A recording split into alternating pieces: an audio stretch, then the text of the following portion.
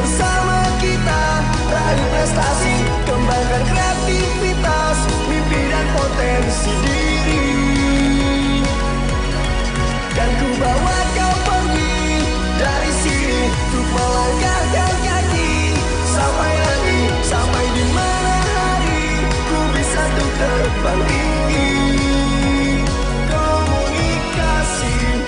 Komunikasi fisik UMD, asah potensi, raih prestasi.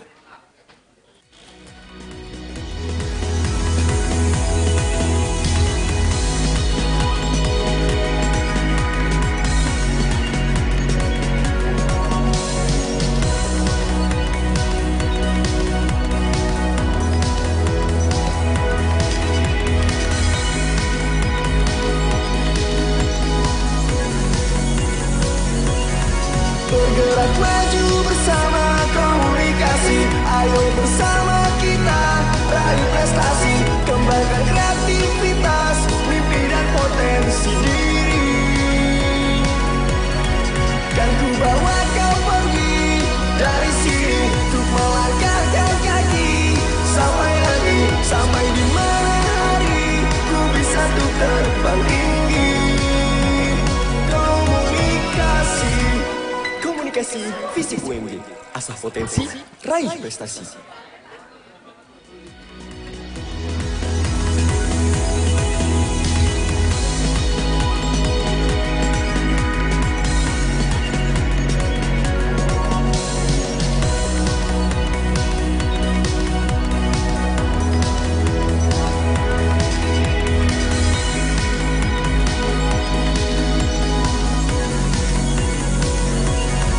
Bergerak maju bersama komunikasi, ayo bersama kita raih prestasi, kembangkan kreativitas, mimpi dan potensi diri. Kan ku bawa kau pergi dari sini untuk melangkahkan kaki sampai nanti, sampai di mana hari ku bisa untuk terbang tinggi. Komunikasi fisik UMD, asah potensi, raih prestasi.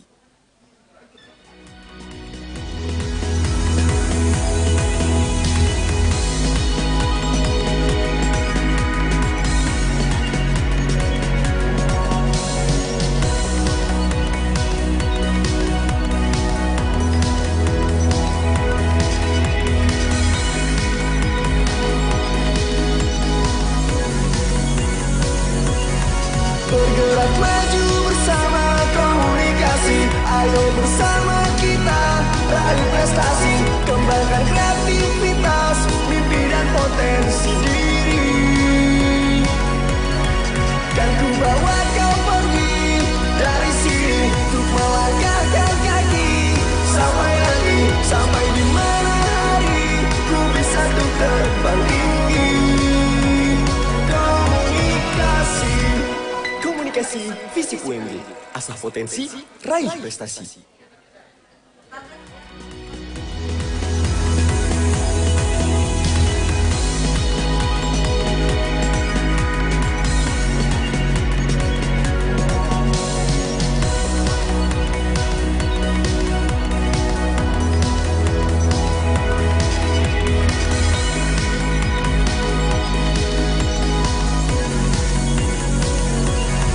Bergerak maju bersama komunikasi, ayo bersama kita raih prestasi, kembangkan kreativitas, mimpi dan potensi diri.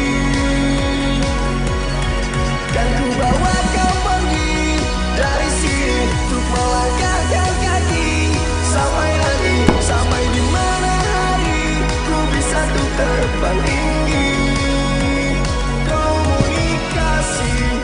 Komunikasi fisik UMD, asah potensi, raih prestasi.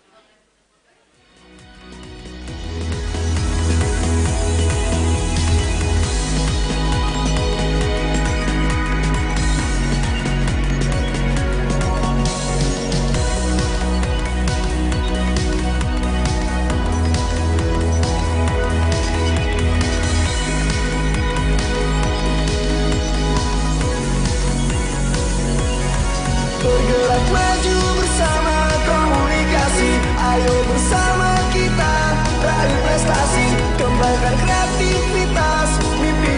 potensi diri. Kan ku bawa kau pergi dari sini untuk melangkahkan kaki sampai nanti, sampai di mana hari ku bisa untuk terbang tinggi. Komunikasi, komunikasi fisik UMD, asah potensi, raih prestasi.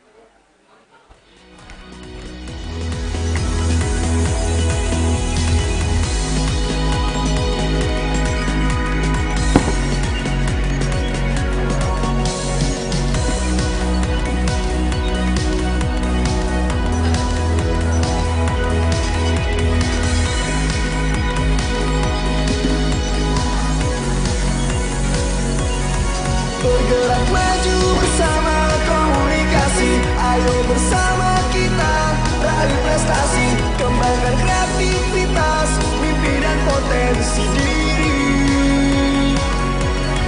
Kan ku bawa kau pergi dari sini untuk melangkahkan kaki sampai nanti, sampai di mana hari ku bisa untuk terbang tinggi. Komunikasi, komunikasi fisik UMD, asah potensi, raih prestasi. Joni Gunanto.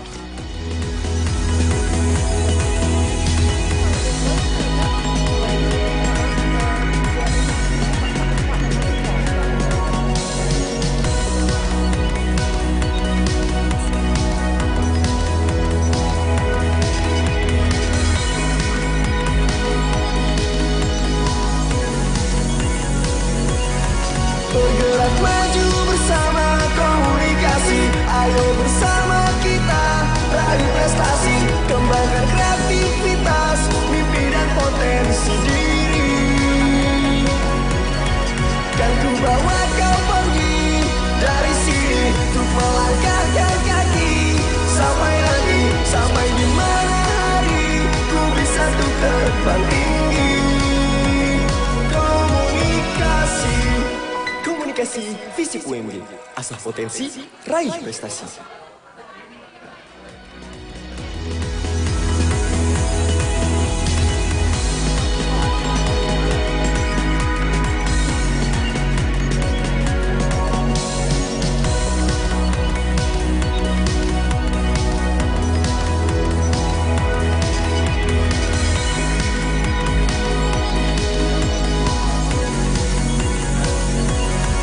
Bergerak maju bersama komunikasi, ayo bersama kita raih prestasi, kembangkan kreativitas, mimpi dan potensi diri. Kan ku bawa kau pergi dari sini untuk melangkahkan kaki sampai nanti, sampai di mana hari ku bisa untuk terbang tinggi. Komunikasi, komunikasi fisik UMD, asah potensi, raih prestasi.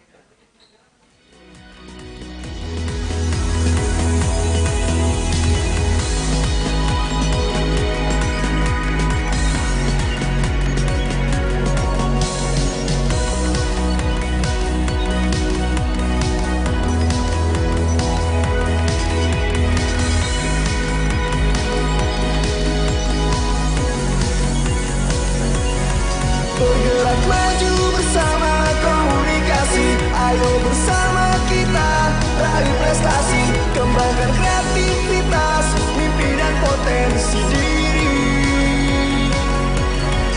Kan ku bawa kau pergi dari sini untuk melangkahkan kaki. Hadirin para peserta yang sudah hadir di ruangan boleh mengisi kursi yang masih kosong di depan dan diharapkan untuk tetap tenang karena sebentar lagi acara akan segera dimulai.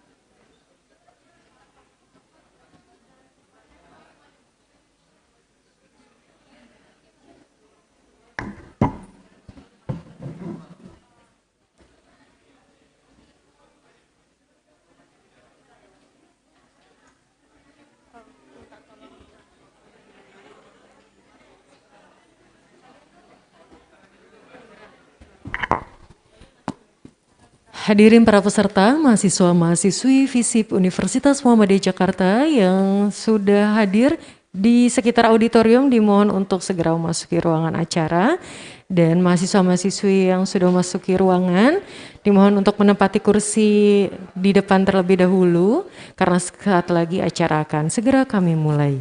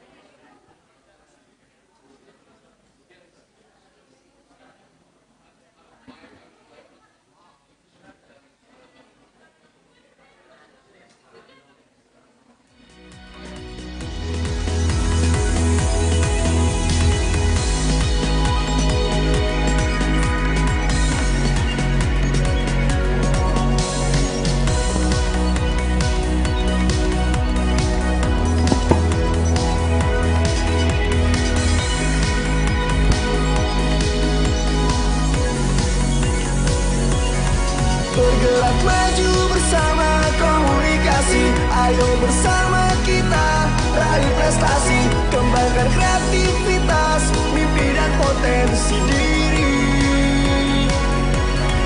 Kan ku bawa kau pergi dari sini untuk melangkahkan kaki sampai nanti, sampai di mana hari ku bisa untuk terbang tinggi. Komunikasi FISIP UMJ, asah potensi, raih prestasi.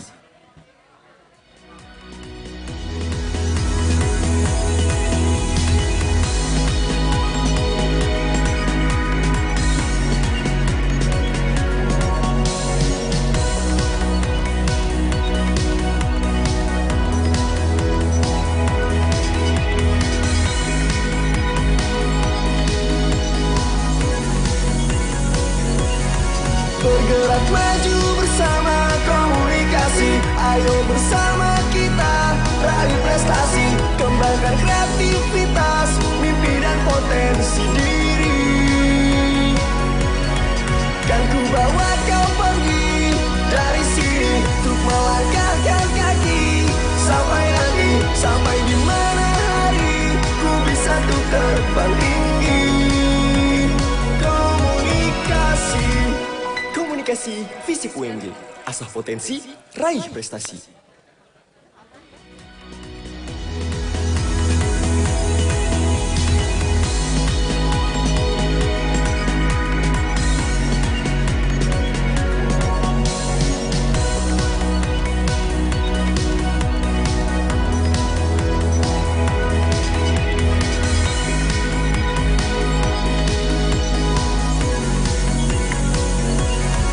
Bergerak maju bersama komunikasi, ayo bersama kita raih prestasi, kembangkan kreativitas, mimpi dan potensi diri.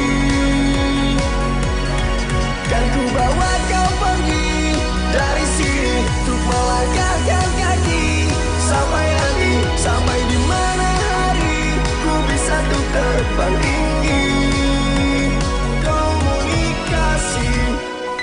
Komunikasi Fisip UMJ.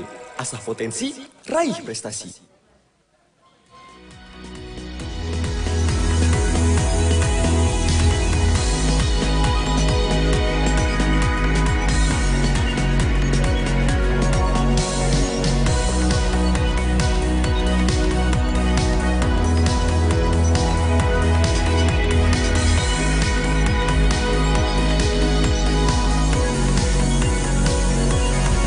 Bergerak maju bersama komunikasi. Ayo bersama kita raih prestasi. Kembangkan kreativitas, mimpi dan potensi diri. Kan ku bawa kau pergi dari sini untuk melangkahkan kaki. Sampai nanti, sampai di mana hari ku bisa tuh terbang tinggi. Komunikasi Fisik UMJ. Asah potensi, raih prestasi.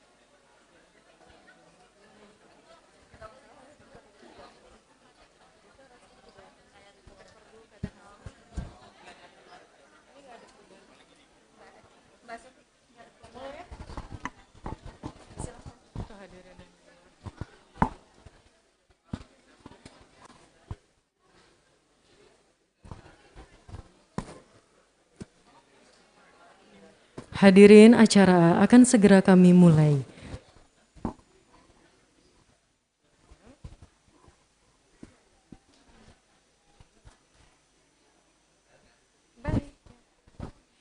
Bismillahirrahmanirrahim. Assalamualaikum warahmatullahi wabarakatuh. Alhamdulillah, wassalatu wassalamu ala rasulillah, wa ala alihi wassohbi wa mawala amma ba'du. Kami ucapkan yang terhormat kepada Mr. Drew Ambrose, Senior Producer of Aljazeera. It's honor for us to having it today, Mr. Yang kami hormati Bapak Joni Gunanto, MSI, selaku Wakil Dekan 2 FISIP Universitas Muhammadiyah Jakarta. Yang kami hormati Ibu Dr. Oktaviana Purnamasari, MSI, Kaprodi Ilmu Komunikasi FISIP Universitas Muhammadiyah Jakarta, dan seluruh hadirin peserta, tamu undangan, dan tentunya para mahasiswa-mahasiswi Fakultas Ilmu Sosial Ilmu Politik Universitas Muhammadiyah Jakarta pada acara International Public Lecture dan Communication Dev Website Launching. Untuk itu, mengawali acara ini, marilah bersama-sama kita dengarkan pembacaan ayat suci Al-Quran yang akan dibacakan oleh Saudara Ali Iza Robbani, mahasiswa Ilmu Komunikasi FISIP Universitas Muhammadiyah Jakarta. Kepadanya disilahkan.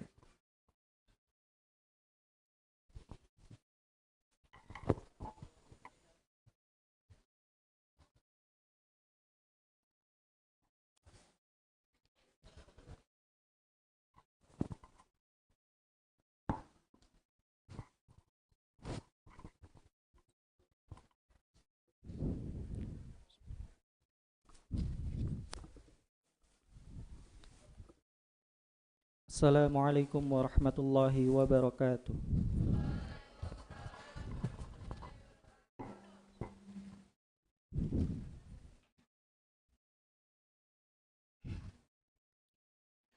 A'udzu billahi minasy syaithanir rajim.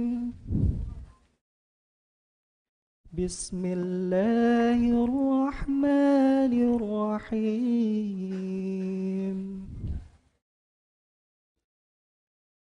واعتصموا بحبل الله جميعا ولا تفرقوا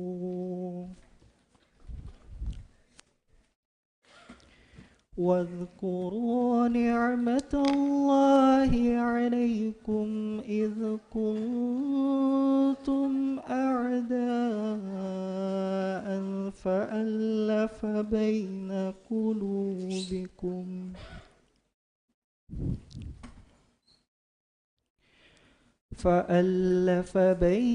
قلوبكم فأصبحتم بنعمته إخوانا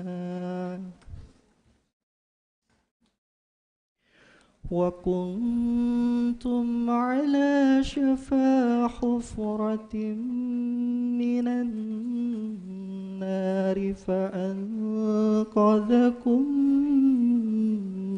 منها كذلك يبين الله لكم آياته لعلكم تهتدون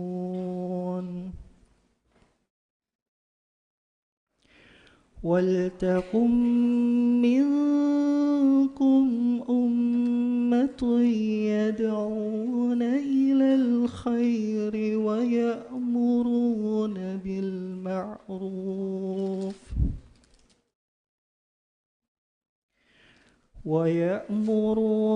بالمعروف وينهون عن المنكر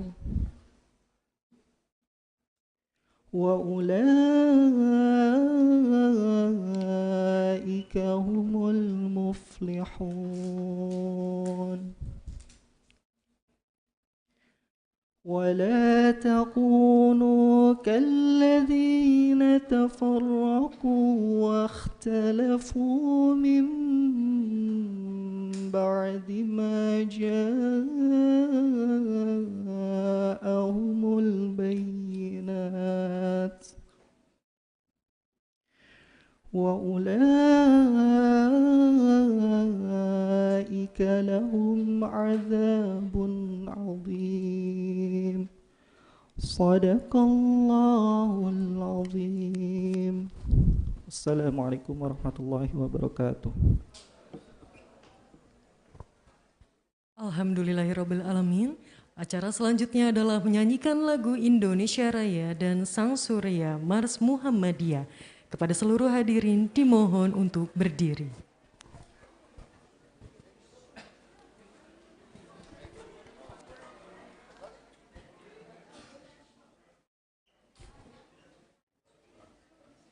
Allahu Akbar.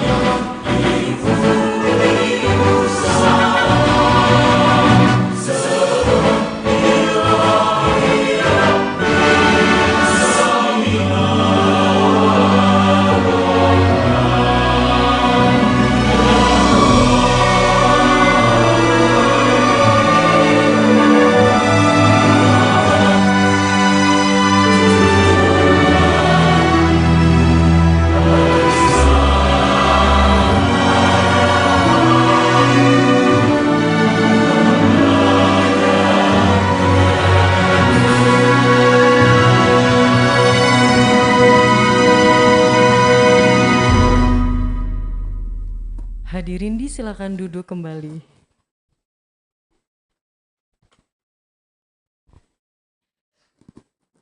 Selanjutnya marilah kita simak bersama-sama sambutan sekaligus membuka acara oleh Wakil Dekan 2 FISIP Universitas Muhammadiyah Jakarta kepada Bapak Joni Gunanto MSI, disilakan.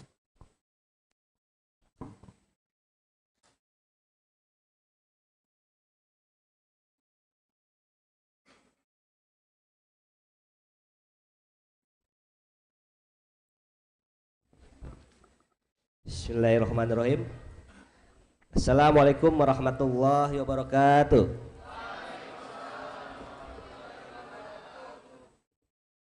Sekali lagi, yang semangat mahasiswa, tidak ada forum dalam forum, mohon perhatikan dengan seksama.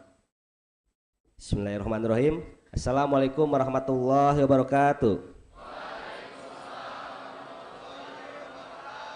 Alhamdulillahirabbil alamin, wassalatu wassalamu ala asrofil anbiya'i wal mursalin wa ala alihi washabihi ajmain, amma ba'd. Pertama dan paling utama, marilah kita panjatkan pujian dan puji syukur kita kehadirat Allah Subhanahu wa taala. Alhamdulillah pada pagi yang cerah ini kita bisa bersilaturahim, bermuhajahah di forum yang sangat mulia ini dalam rangka public lecture kuliah umum. Dosen tamu kita alhamdulillah ini Dru Emrus. Selamat datang di FISIP Universitas Muhammadiyah Jakarta. Tepuk tangan buat Dru Emrus.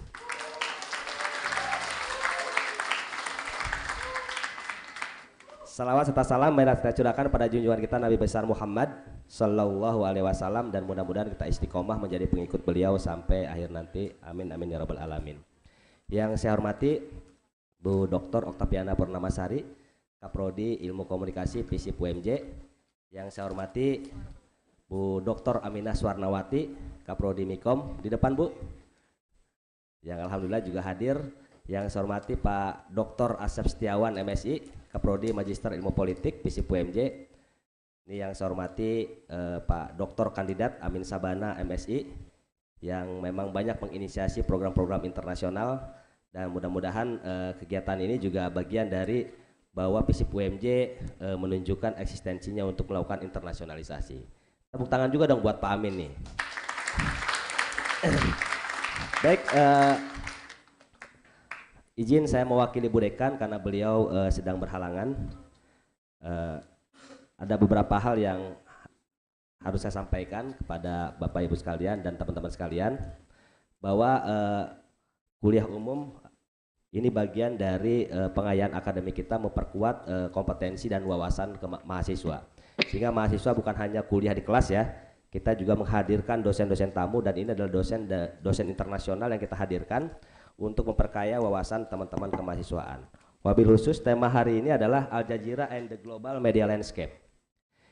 Jadi bagi teman-teman broadcast yang mempelajari media, sungguh sangat penting peran media dalam dunia global. Mungkin teman-teman pernah mendengar ada gium, siapa yang menguasai media dia akan menguasai dunia. Nah, media hari ini sungguh sangat tidak menguntungkan bagi kita yang muslim. Dan Aljazeera adalah salah satu media yang melakukan counter opini terhadap pemberitaan-pemberitaan yang mendiskreditkan Islam. Mungkin kalau teman-teman pernah lihat Aljazeera, bagaimana konten pemberitaannya lebih banyak melakukan afirmatif terhadap isu-isu keislaman. Saya ingin kutip pendapat atau bukunya dari Samuel Huntington. Saya diajarin oleh Pak Asep nih. The Clash of Civilization. Bahwa gelombang demokratisasi ketiga itu sungguhnya pasca Soviet jatuh itu adalah tinggal Amerika Serikat. Maka kata Samuel Huntington, benturan peradaban sekarang itu adalah antara Barat dengan Islam.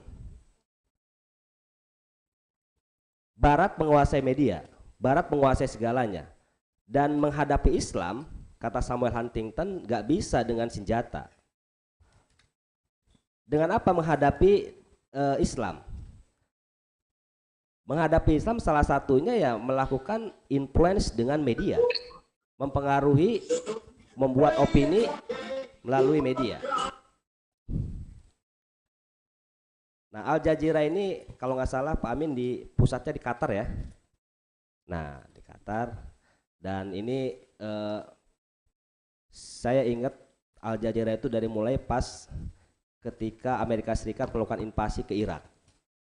Bagaimana kita tiap hari disuguhkan pemberitaan tentang kondisi di Irak. Termasuk hari-hari juga kita melihat bagaimana Aljazeera masih concern dengan pemberitaan-pemberitaan yang berbau yang concern terhadap keislaman. Nah, kita akan melihat memaparkan nanti Du Embrus akan memaparkan bagaimana sesungguhnya Aljazeera dan global media landscape. Bagaimana sesungguhnya kondisi media di dunia internasional. Kalau dalam konteks politik, media itu dulu media itu menjadi alat melawan korporasi. Kalau sekarang media adalah bagian dari korporasi. Ini juga menjadi persoalan. Mungkin saya nggak tahu di tingkat nasional juga sama. Bagaimana media itu dikuasai oleh para pemilik modal, sehingga media atau konten media isi pemberitaannya itu banyak yang tidak menguntungkan publik.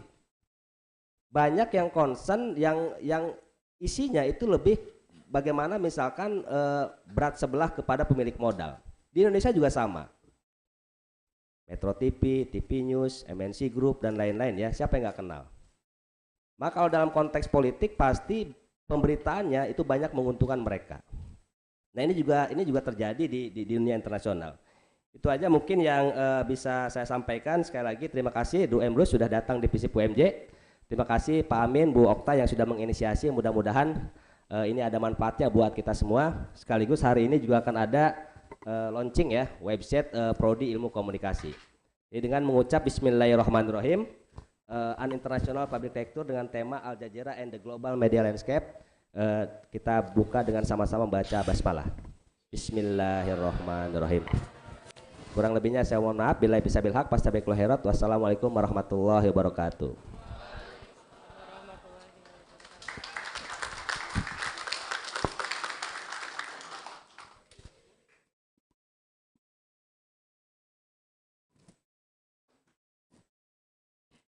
Hadirin, selanjutnya kita simak sambutan sekaligus pemaparan website Prodi Ilmu Komunikasi FISIP Universitas Muhammadiyah Jakarta. Untuk itu kami persilahkan kepada Ibu Dr. Oktaviana Purnamasari MSI untuk ke depan.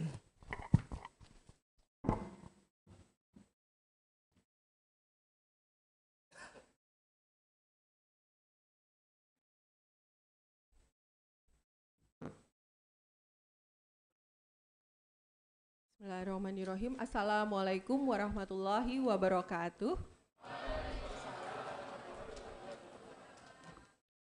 Puji syukur kehadirat Allah Subhanahu wa taala serta terima kasih kepada para hadirin yang sudah berkenan hadir pada pagi hari ini. Tak lupa sholawat dan salam kita sampaikan kepada junjungan kita Nabi besar Muhammad SAW. Yang terhormat Bapak Wadek II, Bapak Joni Gunanto, terima kasih sudah berkenan membuka dan mewakili Ibu Dekan yang hari ini kebetulan ada acara yang berbarengan di jam yang sama. Kemudian terima kasih kepada para Kaprodi, Sekprodi di lingkungan FISIP UMJ yang sudah berkenan hadir.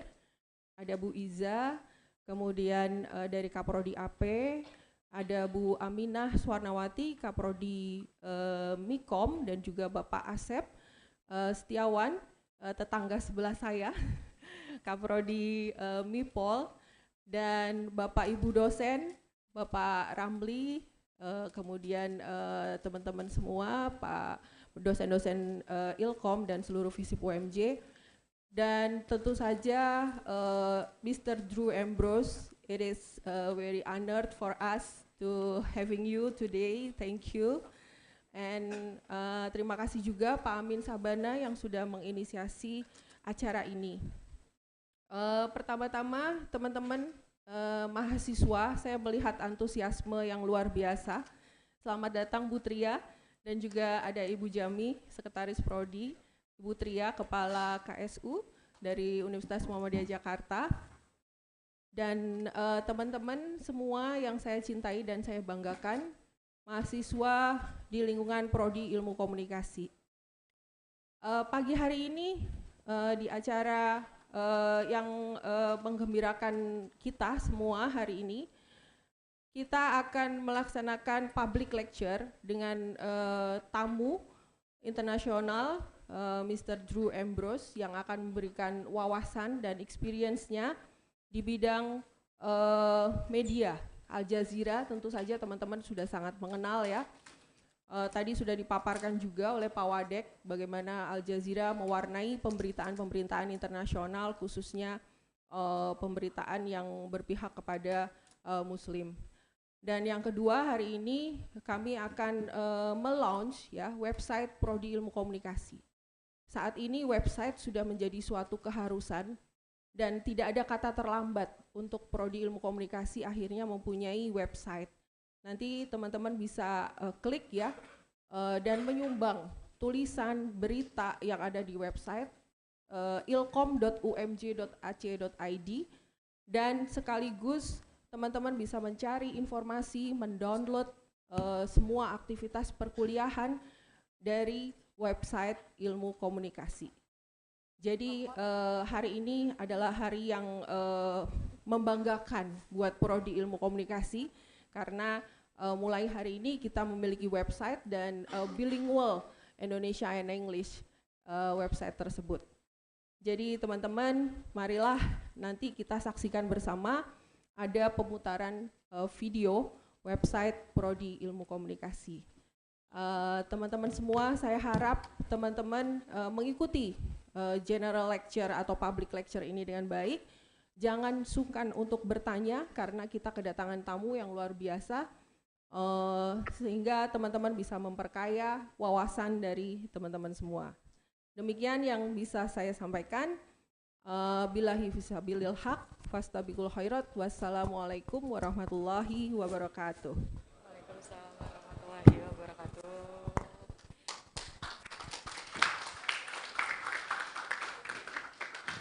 Hadirin sekalian, marilah bersama-sama saat lagi kita akan saksikan launching website Ilmu Komunikasi. Untuk itu kami persilahkan kepada Ibu Dr. Oktaviana Purnamasari MSI untuk ke depan monitor di sisi kanan dan kepada Bapak Joni Gunanto untuk ke monitor di sisi kiri untuk melaksanakan handprint, scan, dan terkoneksi ke video peluncuran.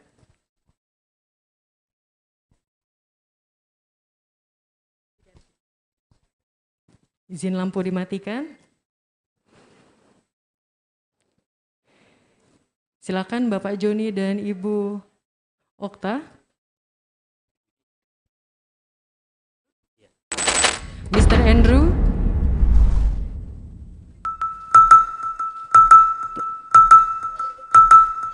Satu.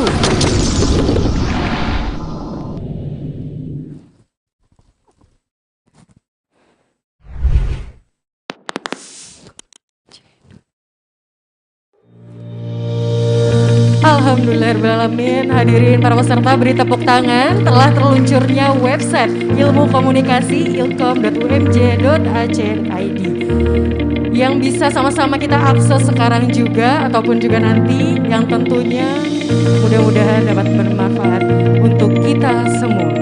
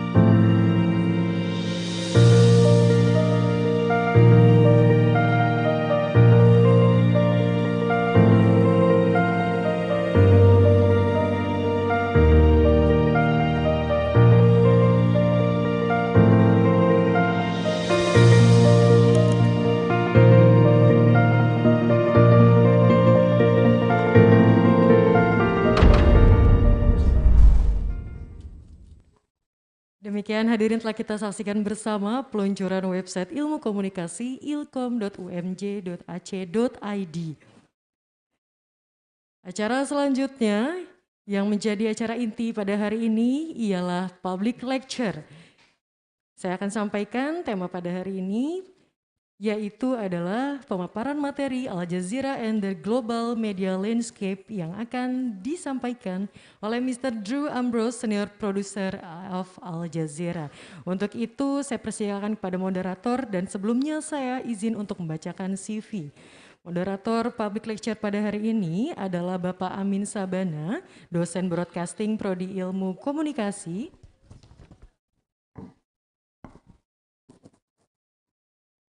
Berikut adalah CV-nya. Bapak Amin Sabana, selaku di Lembaga Seni Budaya dan Olahraga PP Muhammadiyah, dan juga gugus kendali mutu FISIP Universitas Muhammadiyah Jakarta, dan sebagai koordinator konsentrasi penyiaran Prodi Ilmu Komunikasi FISIP Universitas Muhammadiyah Jakarta, dan sebagai Coalition of Freedom of Information Access, dan the Climate Project Indonesia found by Al Gore and Southeast Asian Documentary Producers Network. Untuk itu saya persilakan pada Bapak Amin Sabana untuk memandu public lecture pada hari ini.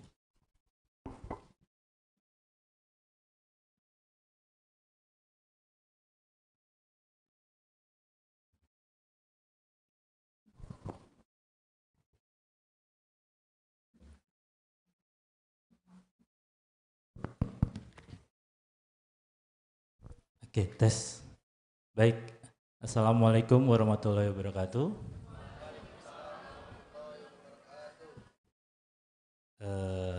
Sebelum saya mulai, saya ingin mengucapkan terima kasih kepada Wadek 2, Bapak Joni Gunanto, yang sudah hadir dan membuka serta memberikan insight yang menarik ya sebagai pembuka untuk diskusi kita nanti.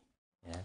Terima kasih Pak Wadek 2, berikan tepuk tangan buat Pak Wadek 2. Kemudian juga saya melihat ada beberapa Kaprodi yang juga luar biasa, ada Ibu Dr. Aminah Swarnawati, dosen saya ini dulu ini di S1. Oke. Kemudian ada Pak Dr. Asep Setiawan, idola saya juga Pak Dr. Asep Setiawan. Dan juga ada Ibu Dr. Oktaviana Purnamasari yang tentu saja kita banggakan dan kita cintai. Berikan tepuk tangan buat Ibu Kaprodi Ilkom. Saya lihat ada juga Bu Dr. Iza yang baru saja terpilih menjadi Kaprodi MIA. Dan ada Ibu Tria Patrianti ya, Kepala KSU Universitas Muhammadiyah Jakarta. Beberapa Bapak Ibu dosen lainnya, ada Mas Hari Eko, ada Mas Mulkan, Mas Ustadz Mulkan, kemudian ada Bu Jami ya, gitu. Dan tentu saja teman-teman mahasiswa yang saya banggakan. Terima kasih sudah hadir. Oke, sebelum saya mulai, terima kasih juga Mbak Helda ya, sebagai Helga. Sebagai Master of Ceremony.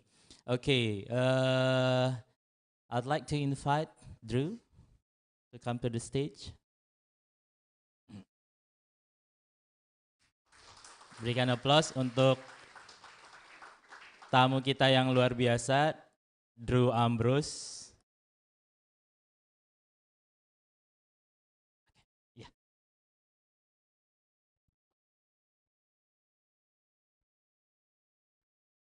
Oke, mari kita buka sesi public lecture pada pagi hari ini dengan sama-sama membaca basmalah.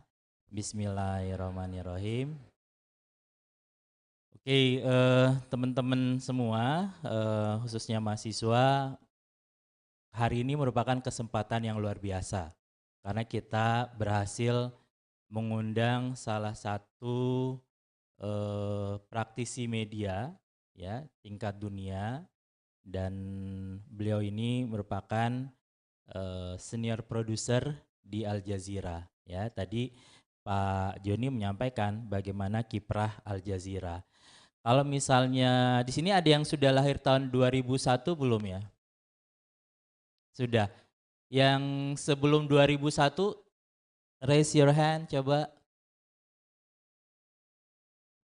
Oh, berarti setelah 2001 semua ya? Ya. Jadi ketika 2001 itu there was an international event ya. Ada apa namanya kasus di Amerika ketika pesawat ya itu diterbangkan dan menabrak tahu nggak menabrak apa? Ya, gedung kembar ya di sana. Dan pada saat itu Al Jazeera merupakan media company yang cukup intensif gitu ya, memberitakan peristiwa tersebut gitu ya, dan melalui pelaporan-pelaporan investigatifnya kita mendapatkan perspektif yang berbeda terkait dengan pelaporan-pelaporan yang diberitakan oleh Al Jazeera ya. Dan hari ini tadi seperti yang saya sampaikan kita sangat beruntung karena salah satu senior produser dari Al Jazeera sudah hadir di tengah-tengah kita untuk memberikan public lecture. Saya berharap teman-teman mahasiswa bisa aktif untuk berdiskusi nanti ya pada saat Mr. Drew selesai menyampaikan paparannya. Sebelum saya memberikan kesempatan kepada Drew ya, I call you Drew, oke. Saya ingin membacakan CV singkat dari Drew ya. Drew is an international correspondent, documentary producer and investigative journalist for Al Jazeera English programs ya. Unit. He has been a digital lead for multiple online projects. His reporting has won 35 global media criticized prizes including 3 weeklies, the Winked Award, the Venice TV Award, 6 New York Festival gold medals, 3 Overseas Press Club of America citations, 3 Hong Kong Human Rights Press Awards, and the covered International Journalist of the Year category of the One World Media Awards. Wow, very remarkable achievement from Drew Ambrose. Please give a big applause for Drew. Dan hari ini ya, today Drew will deliver his topic Al Jazeera and the global media landscape. So without further ado, I'd like to give Drew to start your presentation.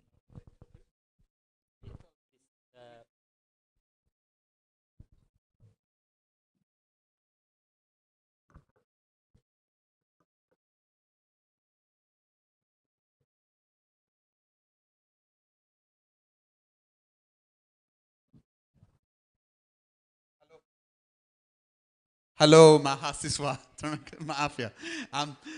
Kenalkan nama saya Drew, saya bekerja sebagai wartawan Al Jazeera dan saya naik pesawat terbang dari Sydney, Australia 2 hari yang lalu untuk berpidato hari ini. Terutama saya akan berbicara dalam bahasa Inggris, tapi kadang-kadang saya coba menjelaskan keterangan dalam bahasa Indonesia juga, tapi terbatas sekali, okay? So kalau saya bilang kalau saya berbicara dalam bahasa Inggris dan kamu tidak mengerti apa yang dikatakan, silakan berbicara dengan saya sesudah pidato ini dan saya akan coba menjelaskan dalam bahasa Indonesia. Sip, ya, bagus? Sip, okay. Okay, so begini, saya bekerja dalam unit dokumenter di Al Jazeera sejak tahun 2011 dan sebelum itu saya bekerja sebagai wartawan untuk saluran televisi Australia termasuk ABC dan SBS, mereka saluran televisi pemerintah. Sejak saya mulai bekerja untuk Aljazeera, saya membuat 100 dokumenter di 40 negara. Termasuk Indonesia, saya senang sekali Indonesia, semua orang ramah sekali dan baik hati. Dan saya bukan wartawan berita, saya tidak presenter berita, saya membuat dokumenter aja ya. Dan biasanya dokumenter kira-kira 25 minit. Dan selain dari membuat dokumenter, saya membuat cerita untuk situs web dan hari ini saya akan di televisi kita akan lihat contoh kerjaan saya. Oke? Nah sekarang saya akan berbicara dalam bahasa Inggris karena sekarang paragraf ini cukup sukar, oke? Saya bekerja bagi program yang bernama 101 East. Orang menonton show ini atau enggak? Tidak apa-apa. Mungkin kamu nanti kamu bisa menonton program 101 East. Biasanya tema-tema dalam show ini mengenai isu di Asia. Dan saya membuat dokumenter di seluruh benua Asia mengenai tema-tema yang berbeda, hak manusia terutama. Dan walaupun sekarang dokumenter menjadi lebih popular ya di Netflix, mungkin kamu menonton dokumenter Tiger King atau apakah orang ini menonton dokumenter? Kadang-kadang dahulu membosankan, tapi sekarang ada dokumenter yang cukup menarik ya. So sekarang saya akan berbicara dalam bahasa Inggris. So the first topic area like Pak wanted me to talk about with you guys was how does a news company like Aljazeera English make different content for different audiences, like for television or for like long video, short video for social media? Like how do we do it? To answer that question, I'll answer it bit by bit, ya. Sedikit demi sedikit saya akan menjelaskan. But before I think of making anything, I think of you. I think of the audience. I think of like what aspects to the story do you think is the most interesting? Like kalau saya membuat dokumenter, saya pikir kamu mau menonton apa? Kamu mau tahu apa dalam isu ini? Dan sesudah itu saya pikir apa gambar-gambar yang paling menarik, yang paling apa yang saya harus syuting dalam kamera untuk membuat dokumenter yang kamu senang, ya. So penonton Aljazeera lebih lebar dibandingkan dengan Trans TV dan Metro TV, ya. Audience lokal, audience Indonesia, audience Aljazeera global, ya. So tahun yang lalu saya membuat dokumenter mengenai pandemic waste di Indonesia. Dan untuk penonton internasional, mereka mau tahu mengenai sungai-sungai yang berantakan, banyak sampah di dalam itu. Seyogianya semua orang memakai topeng, ya, masker, ya. Tapi kebanyakan di sungai atau di tepi jalan. So oleh kerana itu kita laporkan mengenai isu-isu dan mengapa isu buruk sekali. Di rumah sakit cukup sulit untuk membuang sampah pandemik. So kita laporkan mengenai isu karena semua negara menghadapi isu ini, tapi di sini cukup sulit karena kadang-kadang ada orang korup yang membuang topeng dan alat-alat rumah sakit ke apa nama tempat sampah yang besar dekat ya Bantar Gebang. Ya. Kita ke Bantar Gebang dan kita menjelaskan mengenai isu ini karena kebanyakan sampah pandemik di Bantar Gebang, ya. So ini cara-cara kita membuat dokumenter. So first of all, when I make a documentary, obviously the audience is different. In my mind, I think, what would an African or what would someone in the Philippines want to know about this issue in Indonesia? Like, because if you think through their perspective, then they think more about you and go, oh, the issue is very bad in my country this way, and it's bad in Indonesia that way. So that's how we think. We don't think of making Indonesian stories for Indonesians. We think of how do we make Indonesian stories for African viewers. Bagaimana kita membuat dokumenter mengenai Indonesia untuk penonton Afrika, penonton Filipina. Ya, so ini perbedaan di antara Trans TV, Metro dan Aljazeera English, ya. Biasanya konten dan keterangan harus lebih sederhana, ya. Tidak harus canggih. Kamu harus presentasi keterangan dalam cara-cara menarik, tapi harus sederhana, ya. Dan tiga, kadang-kadang saya mencari masyarakat atau kampung yang dipengaruhi oleh persoalan ini. Misalnya, kalau ada persoalan dengan narkoba di Australia, saya mengunjungi kota yang menghadapi persoalan ini paling besar. Mengerti? Ya, so kamu harus mencari orang dan kampung yang menghadapi persoalan besar, ya. So kadang-kadang dalam cerita saya coba mengunjungi satu kota, maaf. Saya coba mengunjungi satu kota besar dan satu kampung di wilayah rural, ya. Karena kadang-kadang persoalan yang dihadapi oleh penghuni kota berbeda dibandingkan dengan penghuni orang kampung, ya. So ini cara-cara membuat dokumenter, ya. Dan so sekarang saya akan play satu dokumenter ini mengenai isu di Zelanda Baru.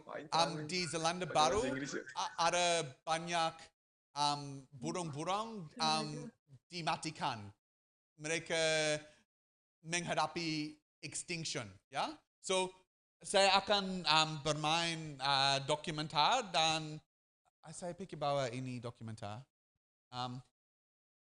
I think it is, and let me check.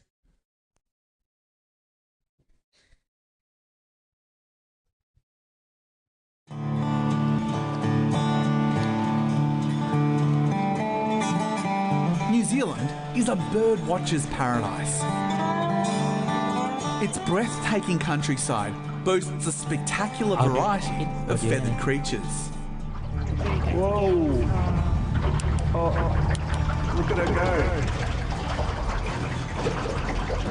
Essentially, you don't have to be a bird nerd to love this place. That can be quite a spiritual trip to come out here and just to sit and be quiet and to listen. But this South Pacific nation has one of the worst extinction records on Earth.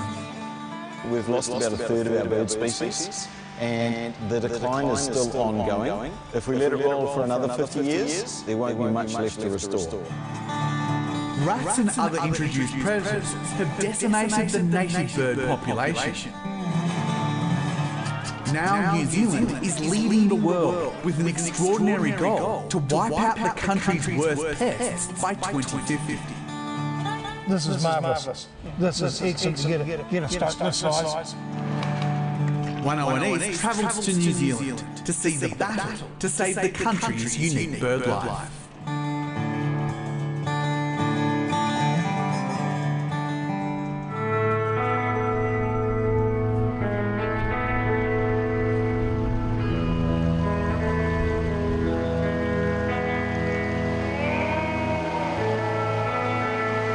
Mount Taranaki looms large over the majestic forests of New Zealand's North Island. Beneath the volcanic peak, a team of conservationists head deep into Rotokauru Scenic Reserve. They're hunting for a native bird that is a symbol of New Zealand, the kiwi. There are more than 260 kiwi birds in this reserve. Hopefully, we're going to get our hands on one. The bird will then be released into an area where kiwi populations have been destroyed. Local ranger Chris Dodd is a master at searching for this small flightless bird in its scrubby, hilly habitat. How long does it take you to find some of these birds? It can range from 20 minutes to 3 hours, 4 hours. Yeah. The nocturnal bird has a tracker on it, but it's still a tricky endeavour to find her. Every day, this forager of the forest floor moves to a variety of different tree hollows and holes. Oh, that's better.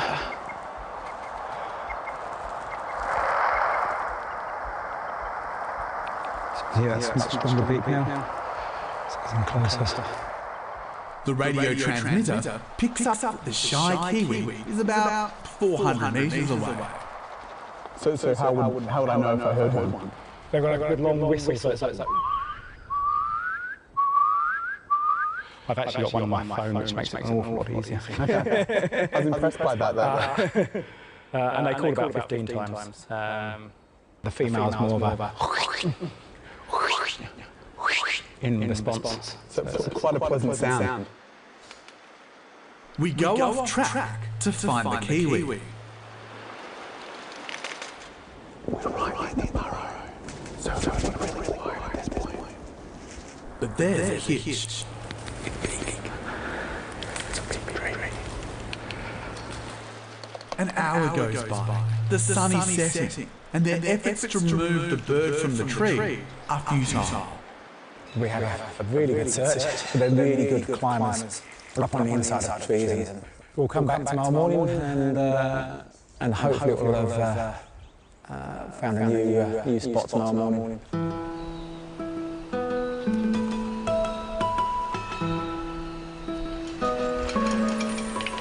There we go. I'm lucky.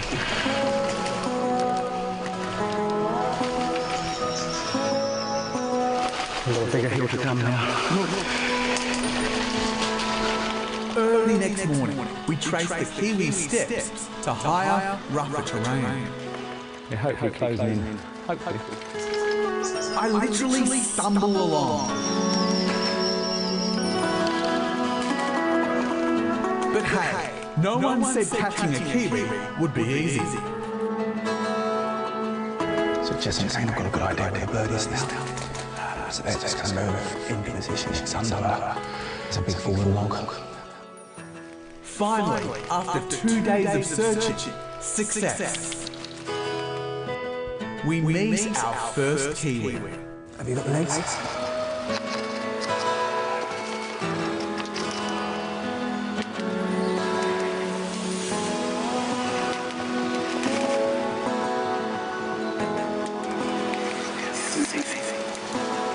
Today, two kiwis have been caught for Rotokauru's special release program.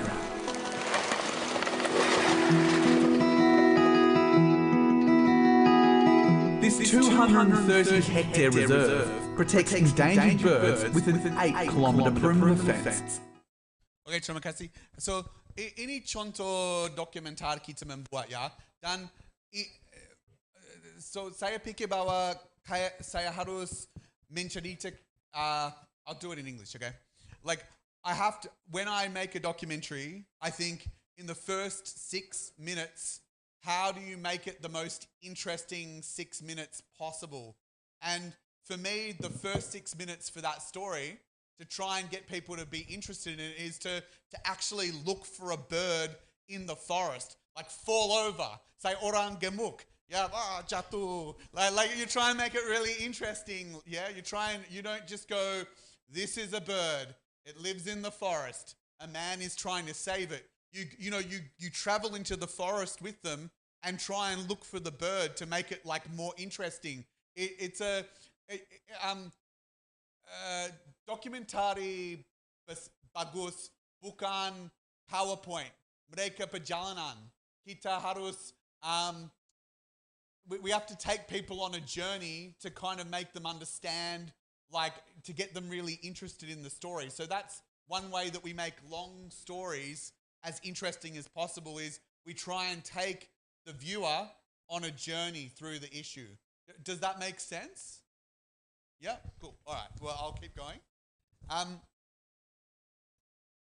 So also the important thing, you need a character yang kuat, yeah? Like that guy with it, like it's like looking in the forest. Like he's an interesting guy. He's not like super boring. Like he makes like weird bird sounds, like and stuff like that. Like he is a character. He's not a boring person.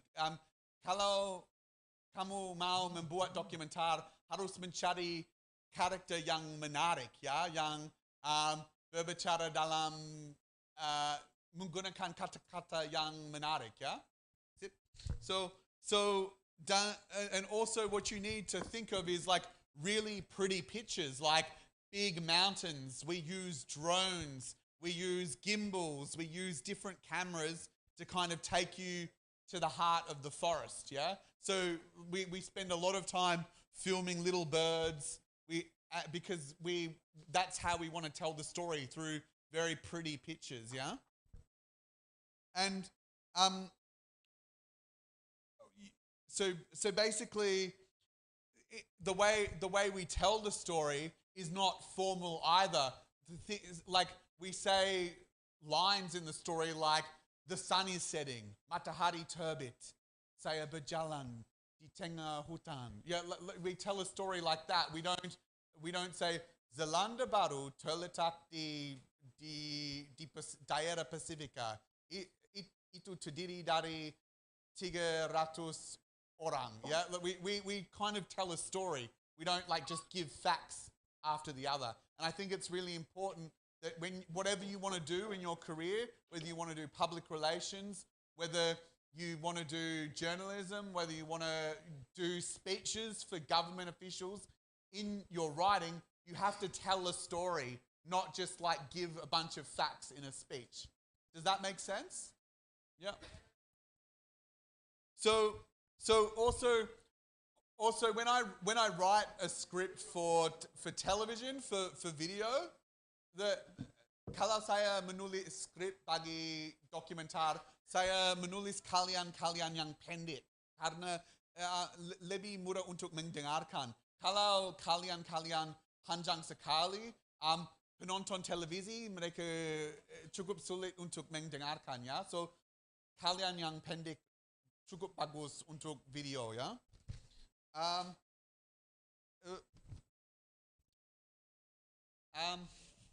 So ini dokumentar, ini contoh dokumentar televisi. Sekarang saya akan memberi contoh social media. Lihat perbedaan di antara dokumentar dan social media. Bisa bermain contoh 2? Video yang kedua. Yeah. Video yang kedua.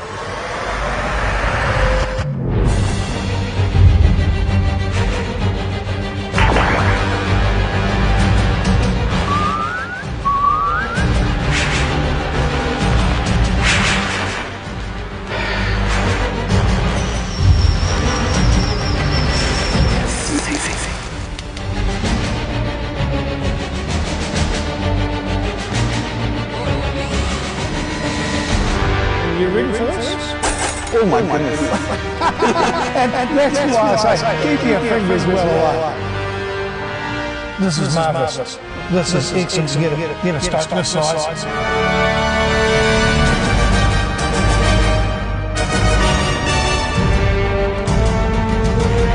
It's a real big, hairy, audacious goal.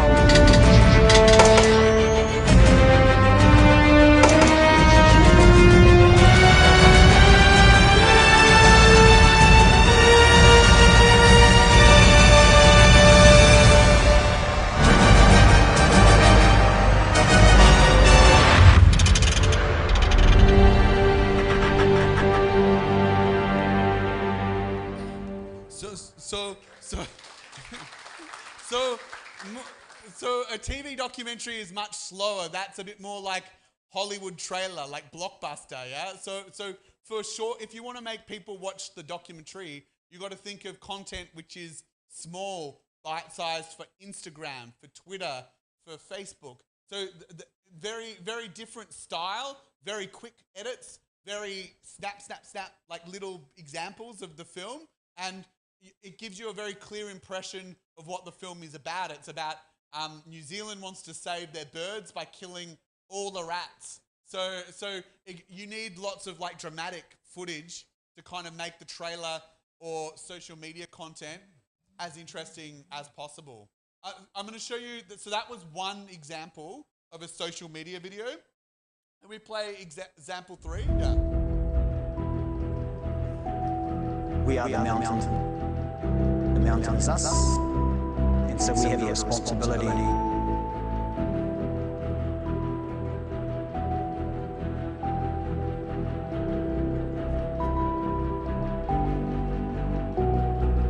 lot of our native bird species have no real defences against the newly introduced species.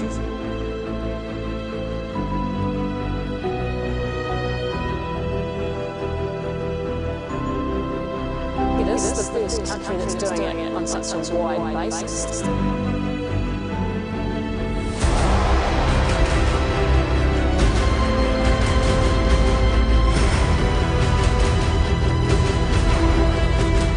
is nowhere else on the planet like this where the fool's not going to go.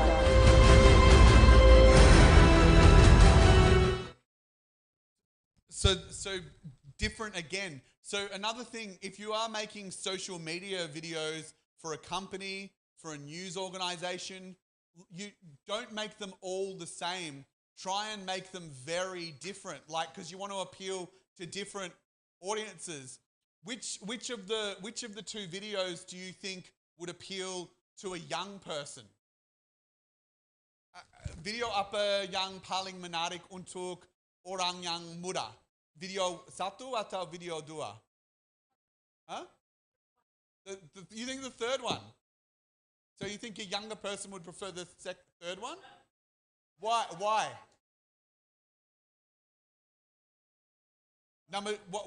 Why does somebody think number 2 is better for young people?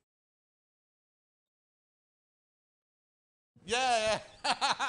Exactly. I mean, you are right. We made the subtitles for younger people so that they could understand. Tapi dari hostnya nggak ketahuan kan? Nggak. Emang? Nggak tahu.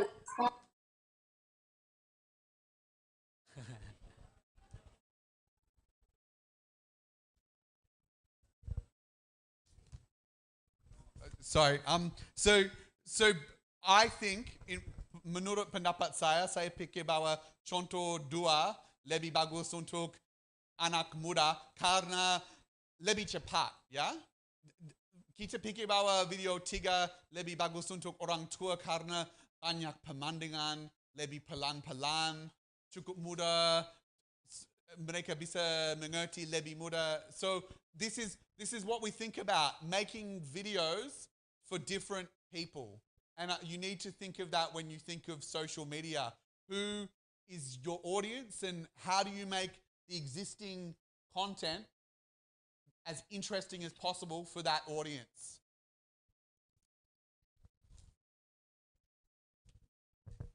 So another thing that I would say, like another thing that I would say when you are making social media videos for a corporate client or a media organization, you should make them 2 minutes max. We don't make content that's more than 2 minutes. Why? Mengapa kita membuat video lamanya 2 minit aja? Mengapa? Kenapa di media sosial video maksimal 2 menit? Pertanyaannya.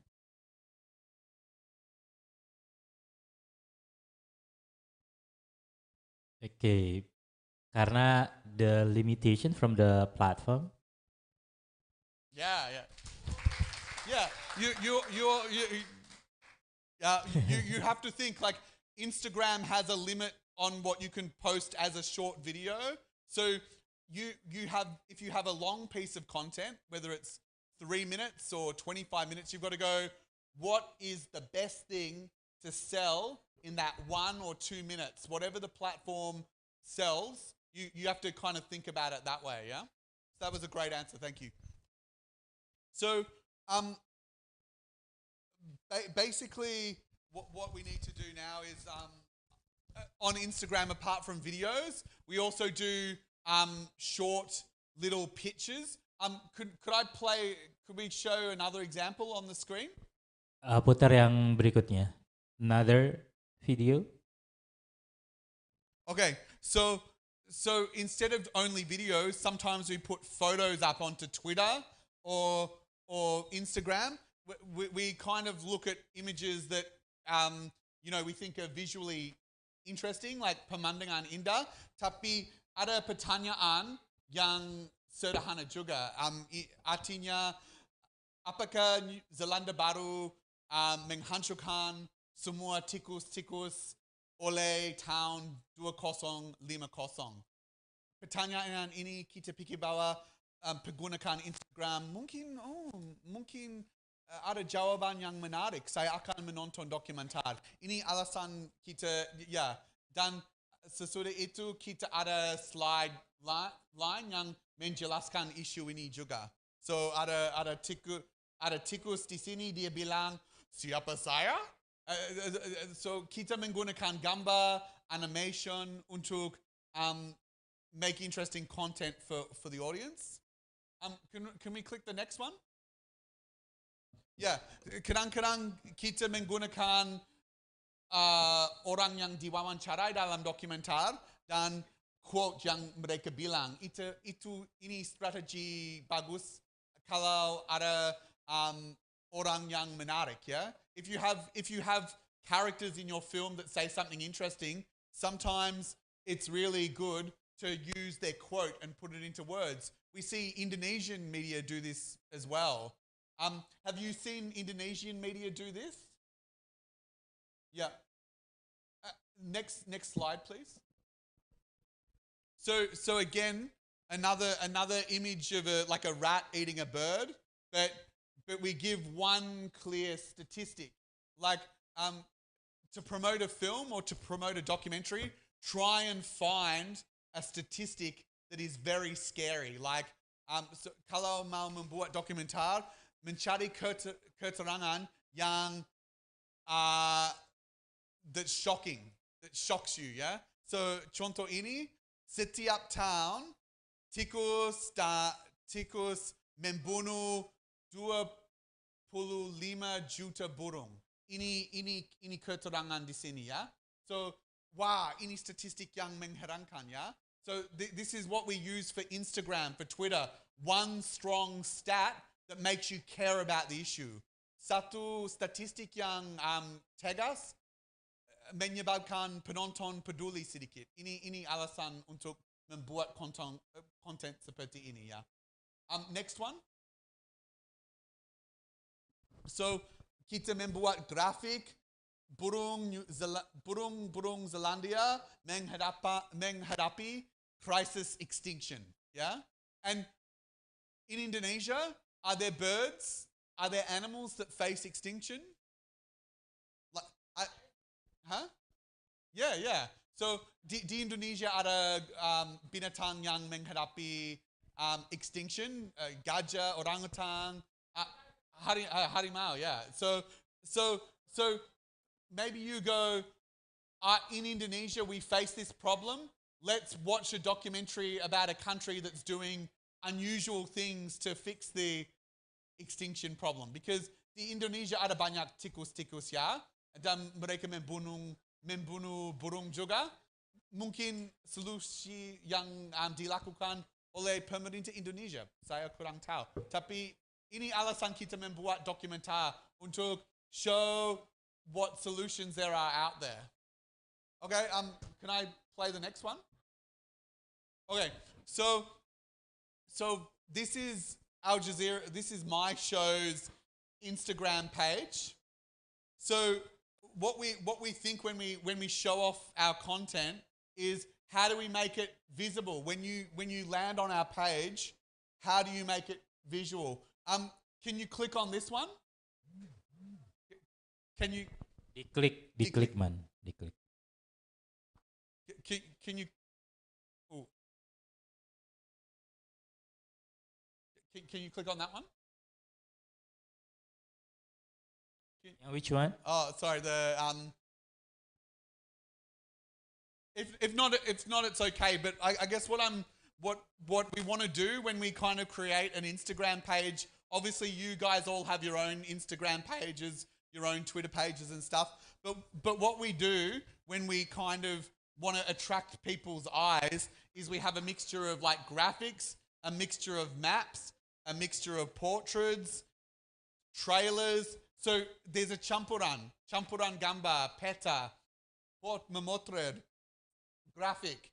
Ini cara-cara kita untuk create an audience for social media versus television. Okay, can we click the next example?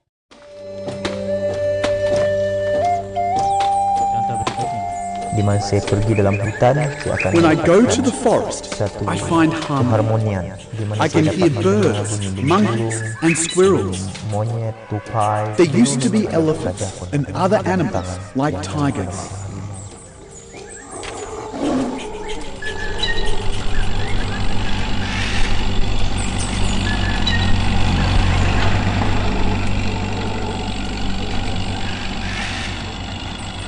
Kadang kita geram, kadang kita marah. Sometimes we are frustrated, sometimes we're angry. It crushes our hearts. Rasa hancurlah sebab kenapa manusia ni dia. So ini contoh video VR. Apakah orang di sini memakai headset untuk nonton video atau enggak? Ya, kadang-kadang ada orang gamer di sini. Ya, no. Kadang-kadang mereka memakai headset untuk So ini cerita kita membuat untuk headset. Walaupun di YouTube, kalau bisa bermain. Ada akal, ada Humans have minds and hearts. Why can't they think to protect the forests? Kenapa dia memusnahkan?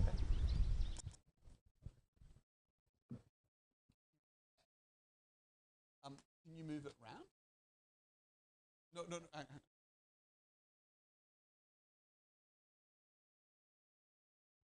Or you can't move it. Okay, it doesn't matter.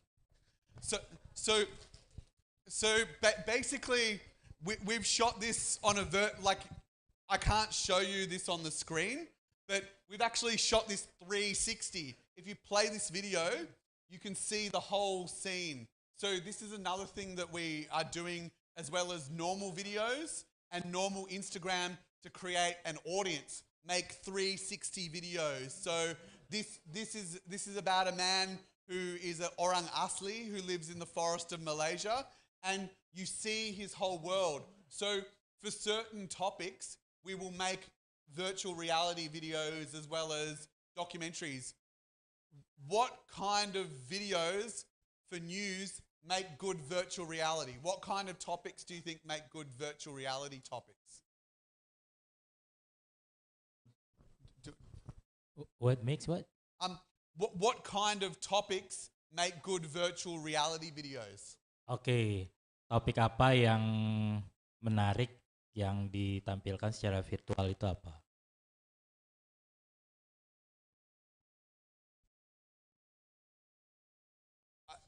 Huh? Beach.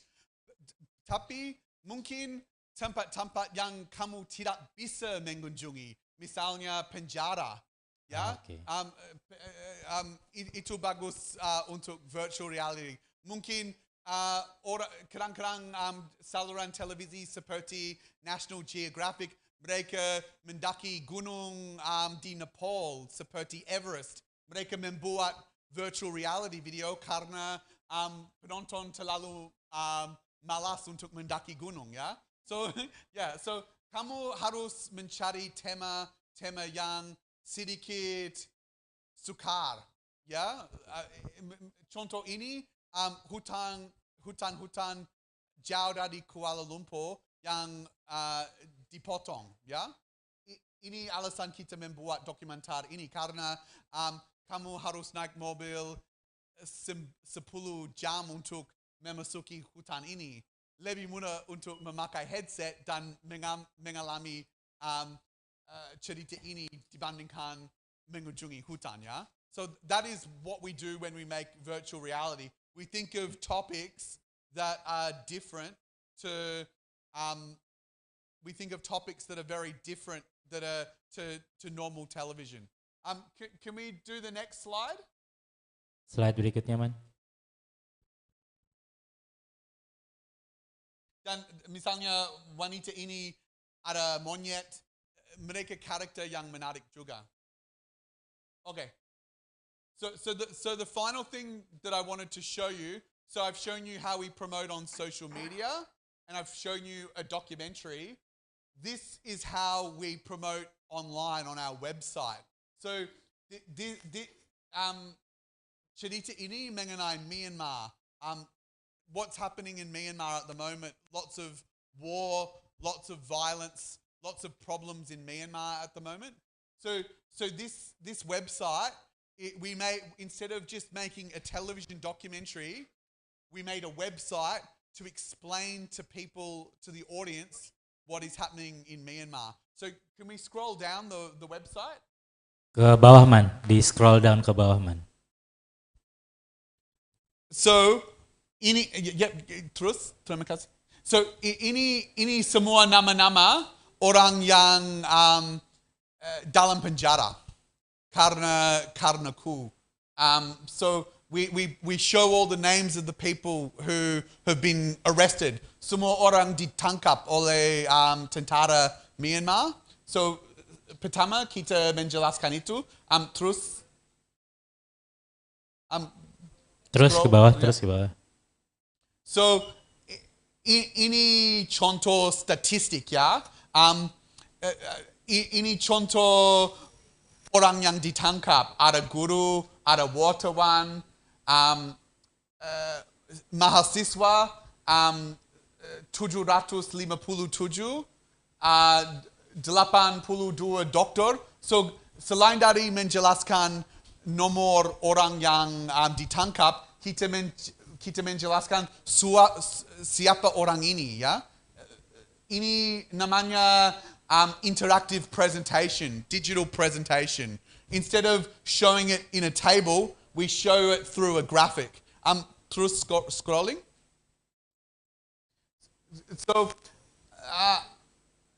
tidak ada video dalam contoh ini. Biasanya ada video. Biasanya video ini 20 detik. Mungkin satu jawaban, satu contoh tembak-tembak. Di seluruh website, kita hanya menggunakan video yang pendek. Karena kita mau orang terus scrolling. So, oleh kerana itu kita percaya harus video yang pendek sekali. Could you keep scrolling? Scrolling lagi ke bawah. Ada peta. Peta ini menjelaskan ada penjara secret yang semua orang ditangkap. Yeah? So if you keep going down, so di bawah, kita menggunakan peta yang menjelaskan penjara di sini, di kota ini. Terus. Ya, kita menggunakan bukti-bukti. Ini bukti-bukti penjara membawa orang dalam truk dan memasuki penjara. Kita untuk show atrocities, you have to show the evidence bit by bit. So that's what we did with this website. Could you keep scrolling? Ke bawah lagi, Man. Yeah. Okay, to prove corruption or injustice, we use satellite imagery. So this is a satellite of the penjara secret. So we are showing our audience exactly where it is, bit by bit. Next bit. So again, so you start the bar, smaller. So these are the 4 buildings where all the people are being detained. So basically we showed that after the coup, ada banyak kereta di sesudah coup Myanmar, ada beberapa mobil keluar gedung-gedung ini, ada jalur, semua ini bukti-bukti untuk menjelaskan ini penjara, ya? Yeah, keep going.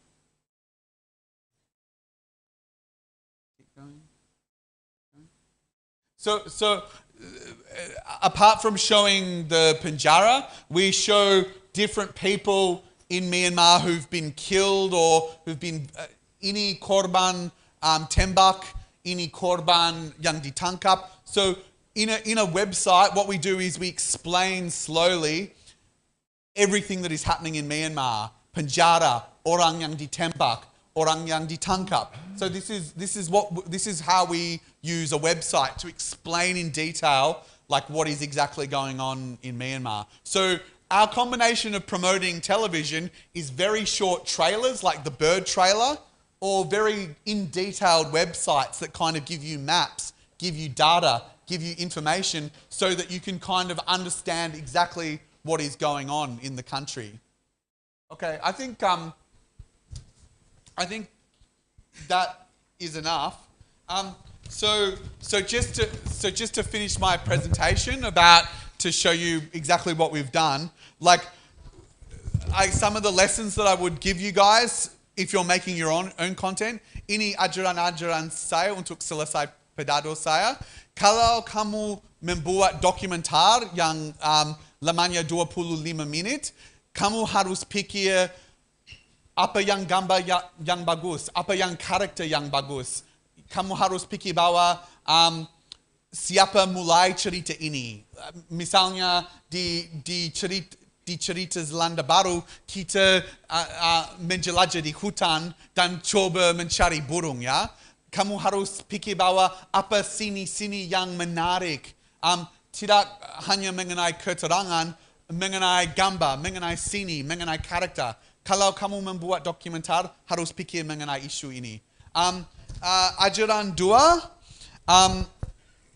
kamu kalau membuat video digital, pikir apa yang paling menarik. Karena kamu hanya ada video, kamu hanya harus membuat video yang lamanya 2 menit. Harus mencari gambar yang paling menarik, yang paling indah, ya. Semua dokumentar ada pakar, ya, yang diwawancari. Tapi mereka harus diwawancarai dalam hutan, dalam lingkungan yang paling menarik. Menghindari wawancarai orang dalam kantor, mencari lingkungan yang paling menarik supaya mereka bisa menjelaskan isu-isu ini. Misalnya 5 tahun yang lalu, saya membuat dokumentar mengenai overpopulasi di Indonesia. Saya wawancarai pakar overpopulation dari Jakarta. Kita ke pasar yang paling sibuk. Ada orang-orang di mana-mana. Ini gambar yang paling menarik dibandingkan dengan kalau saya wawancarai dia di kantor, di universitas. Lingkungan membosankan, ya. So, kamu harus pikir apa yang gambar apa paling menarik, ya.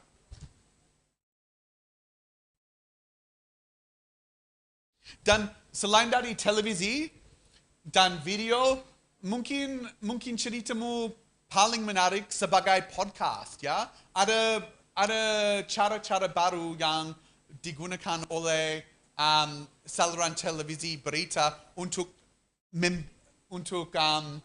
memberitakan publik mengenai isu. Kadang-kadang podcast bagus, tidak hanya video, bisa produk yang audio juga. So, kamu harus pikir apa yang paling menarik dan membuat produk itu. Yeah. So does that make sense? Yeah. So thank you very much for your time. If there's any questions, if I haven't been clear, lama sekali sejak saya menggunakan bahasa Indonesia saya karena dampak pandemik saya tinggal di Australia. Saya jarang mengunjungi Indonesia. So maaf sekali kalau bahasa Indonesia saya kurang jelas, tapi silakan bertanya kalau ada saya bingung, ya? Okay. You did a great presentation, Drew.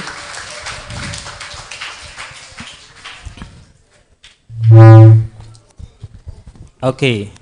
So before I open Q&A session with the students and the lecturers, I see from your presentations you did many documentary projects, yeah, and then you try to get your wider audience by sharing it to the social media platforms.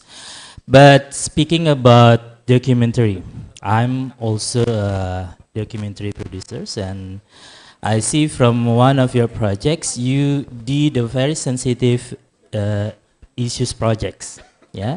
You went to the prison, yeah, and I'd like to share my experience. It's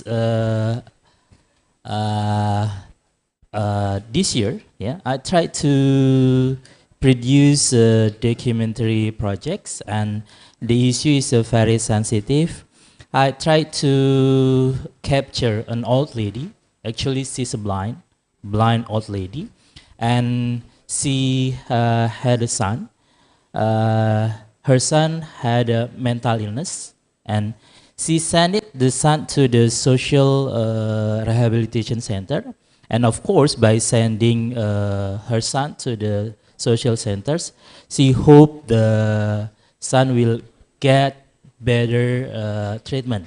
Yeah, but suddenly, she sent her son last year.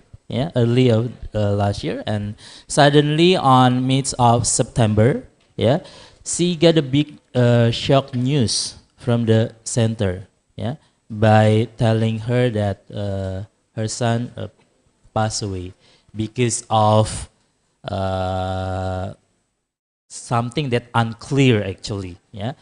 The center didn't give the medical report of the son.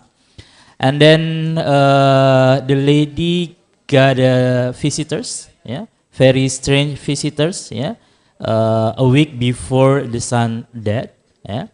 And then when she went to the social center, he found something strange with the body of her son, yeah.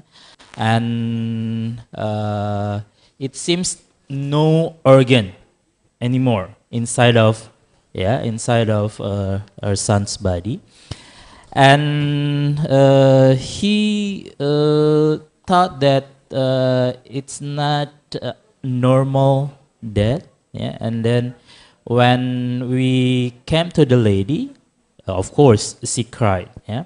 And she heard that there's many what do you call it, yeah, organ trading, human organ trading, and he afraid that his son got that issue, yeah.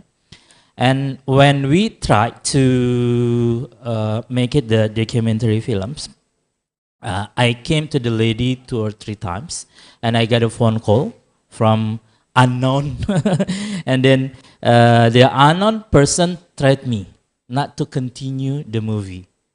Yeah, and because of that problem, I'd like to ask you a question about the security of the protections for you as a journalist or for you as a filmmakers.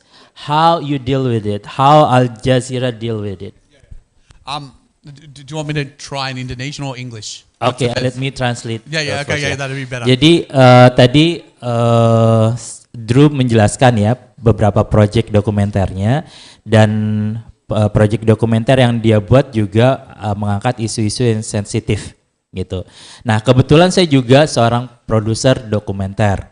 Saya membuat awal tahun ini berencana membuat suatu film dokumenter yang mengangkat tentang kisah seorang ibu yang sudah tua, dia juga tunanetra, yang punya anak kena penyakit mental. Ya, kalau teman-teman menyebutnya mungkin ODGJ gitu ya, orang dengan gangguan jiwa. Dan tentu saja si ibu ketika mengirim anaknya ke pusat rehabilitasi sosial tersebut berharap anaknya mendapatkan perawatan yang lebih baik. Tapi tiba-tiba bulan September dia mendapatkan kabar dari panti sosial tersebut bahwa anaknya meninggal dunia tanpa alasan yang jelas, tanpa adanya medical record dari rumah sakit. Anak ini sakit apa?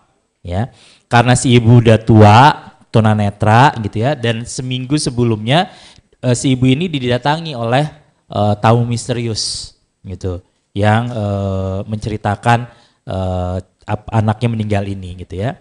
Nah, saya berusaha untuk membuat film ini karena juga ada isu bahwa panti sosial ini terlibat dalam perdagangan organ tubuh manusia gitu.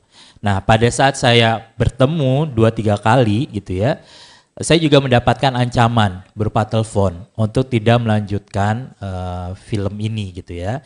Dan saya bertanya ke Drew gitu ya, bagaimana kita mengatasi isu ini terkait dengan perlindungan ataupun keamanan dia sebagai seorang jurnalis ataupun dia sebagai seorang filmmaker untuk isu-isu yang sensitif ini.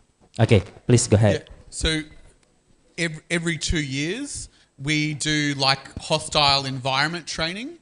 So with like the help of military teachers, we do if we want to go to dangerous places, we've got to do what's called hostile environment training.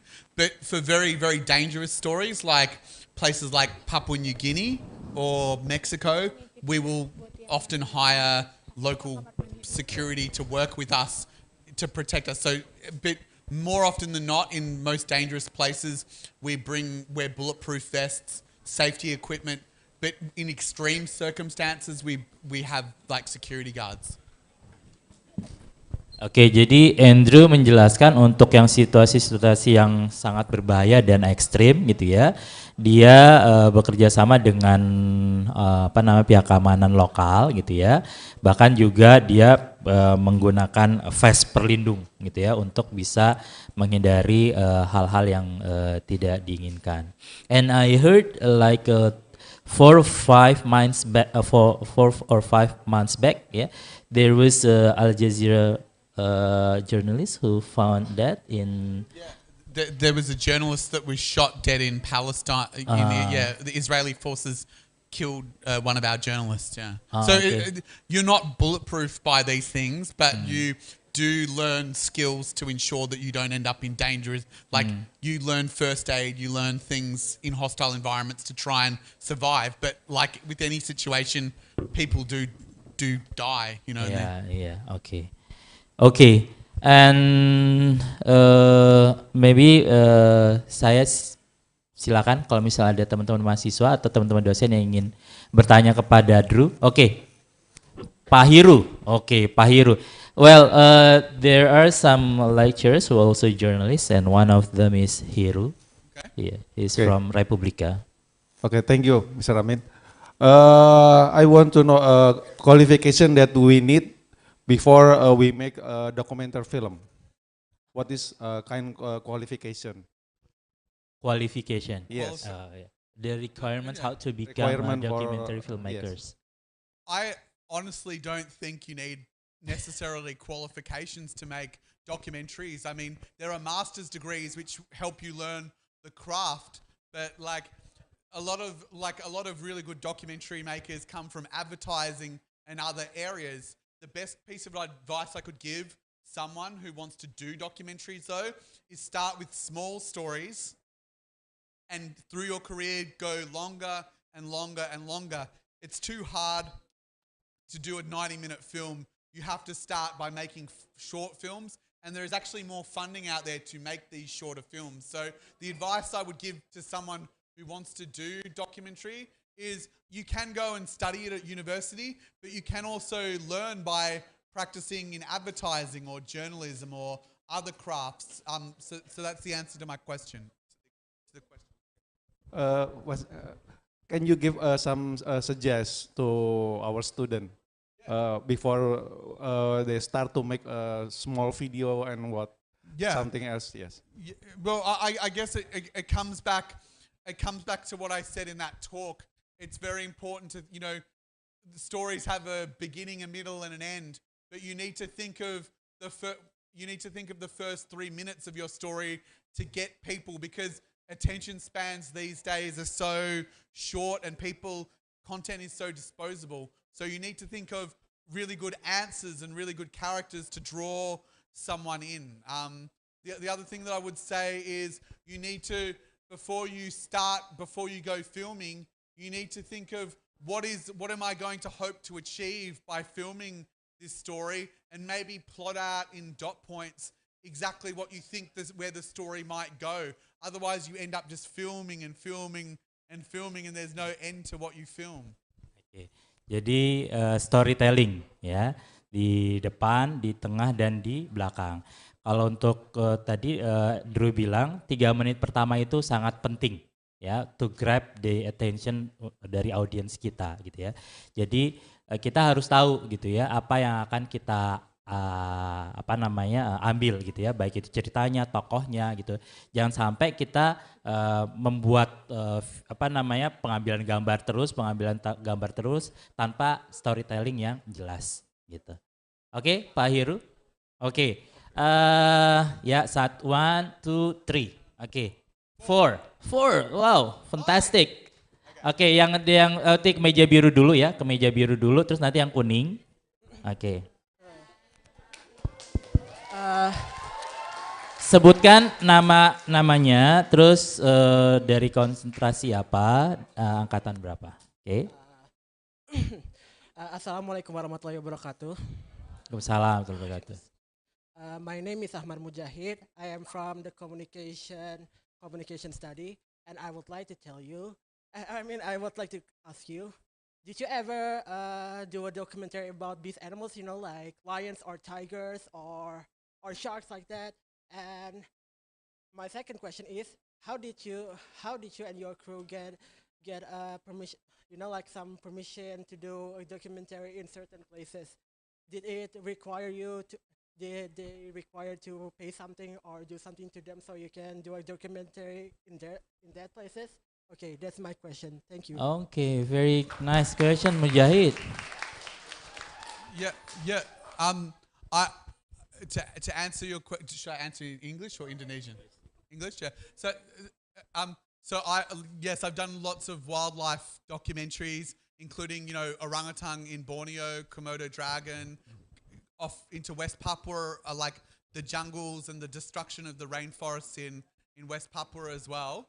I guess, like, to answer your question, like, there are permits that you often have to get, like Indonesia, the national parks, you need to get a permit, but we don't pay. What we do is we say we are doing this story in the interests of this, or we're trying to inform the audience about this. So we are, we think we are making a product of education. If we were making like a rap video or a film clip, sure, you would have to pay to film in an environment or something like that. But because it's news, we say, look, we are making this in the public interest, and we don't pay for. We only pay for the permits. We don't pay money to rent the national park or anything like that. Does that answer your question? Oke, thank you Mujahid. The next questions yang ini depan. Coba mic-nya, ya. Assalamualaikum warahmatullahi wabarakatuh. Waalaikumsalam warahmatullahi wabarakatuh. Nama saya Jiang Sasangaji, saya Prodi Ilmu Politik semester 1. Sebenarnya ini saya bukan mau bertanya, cuman saya ingin memberikan tantangan. Karena tadi beliau mengatakan bahwa video apa, dokumenter apa yang kalian inginkan. Saya tidak punya banyak uang untuk membayar Anda, saya juga tidak punya apa-apa, cuman saya ingin memberikan tantangan, saya punya HP 2. Dan saya akan memberikan HP ini ketika Anda menerima tantangan saya, Mister. Tantangan saya adalah, yang pertama, saya ingin Anda membuatkan film dokumenter tentang bagaimana Polri membantai saudara-saudara kami di Kanjuruhan. Itu yang pertama. Bagaimana Presiden tidak menetapkan bahwa itu merupakan pelanggaran HAM berat. Itu. Karena tadi saya melihat video dokumenter yang Anda sampaikan memang menarik, tapi saya melihat itu bagian daripada, saya juga pernah melihat itu di National Graphic yang tadi Anda sampaikan, Mister.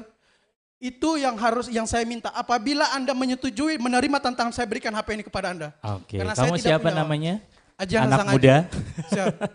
Dan Siapa? saya mau Anda menayangkan itu pada puncak G20 agar dunia tahu bahwa Indonesia memiliki aparat yang melanggar HAM terberat di Indonesia. Itu yang Anda. Kalau Anda menerima, saya kasih ini kepada Anda. Oke. Seperti itu. Oke, Makasih. saya bisa menangkap. Namanya siapa tadi? Jiang Sasangaji, Pak. Panggilan singkatnya? Ajit. Siap. Siap, oke. Duduk silakan. Oke, Ajit, kamu sangat semangat sekali ya. Siapa? Karena saya melihat ini 130 orang saudara kita meninggal, dibantai, dan mereka tidak ada rasa apa ya. Saya melihat ini sudah dibiarkan dan tidak boleh lagi ada nyawa yang harus direnggut oleh aparat yang hari ini melakukan babi buta terhadap masyarakat kita. So, Drew, have you heard about last month case of sport match between soccer match who caused like 134 casualties but Ajit kita sangat senang you have your own attention for this issue but it's not Drew's responsibility to produce that kind of video documentary that you asked for from Drew but maybe Drew can give your advice how we as a young filmmaker to produce the actual and factual issue from that kind of issue. Please. I think I can try this in Indonesian. Okay, Mas. So the how do I begin? So hari ini saya mau menjelaskan bagaimana kita membuat dokumenter dan social media video dan saya memilih topik yang sudah mudah sekali untuk mengerti burung-burung yang dimatikan Dahulu saya membuat dokumenter di Indonesia mengenai corruption di penjara, mengenai corruption polisi, mengenai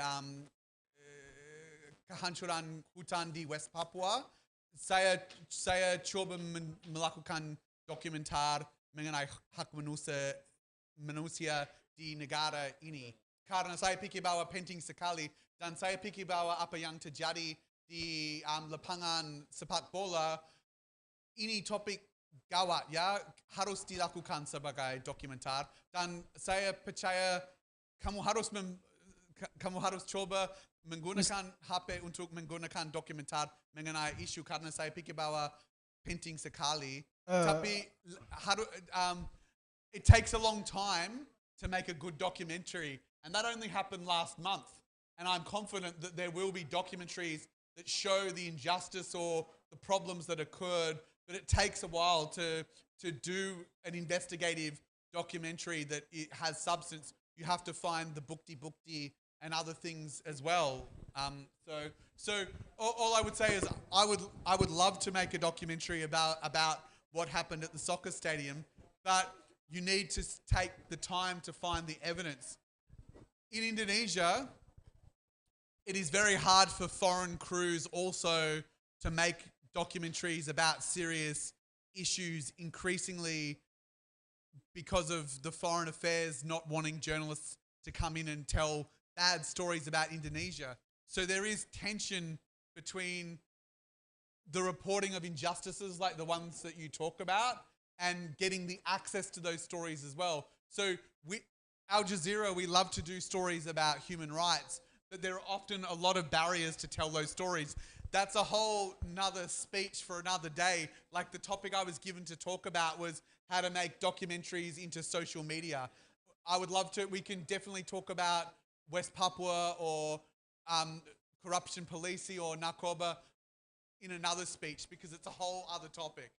Oke, so Ajit, secara pribadi dia memberikan perhatian ya terhadap isu yang tadi kamu sampaikan, dan dia dan Al Jazeera akan sangat senang juga bisa membuat dokumenter tersebut. Cuma saja perlu bukti-bukti gitu, dan pembuktian itu membutuhkan waktu yang panjang. Ya, nah terlebih lagi Kementerian Luar Negeri saat ini membuat peraturan orang asing termasuk wartawan, media itu dikasih larangan untuk membuat video-video liputan-liputan yang sifatnya buruk gitu loh ya buat citra pemerintah Indonesia gitu ya. Tapi dia sangat setuju bahwa video ini sangat penting untuk dibuat gitu ya. Oke. Ya, silakan menonton dokumenter saya yang berjudul Selling Out West Papua. Ada caption dalam bahasa Indonesia. Dokumenter ini kita membuat dokumenter ini dalam 2 tahun karena kita harus mencari bukti-bukti dari pemerintah, company kelapa sawit dan lain-lain. Investigasi lamanya lama sekali ya. It takes a long time. Ya. Oke, Ajit, paham ya? Oke, semangat.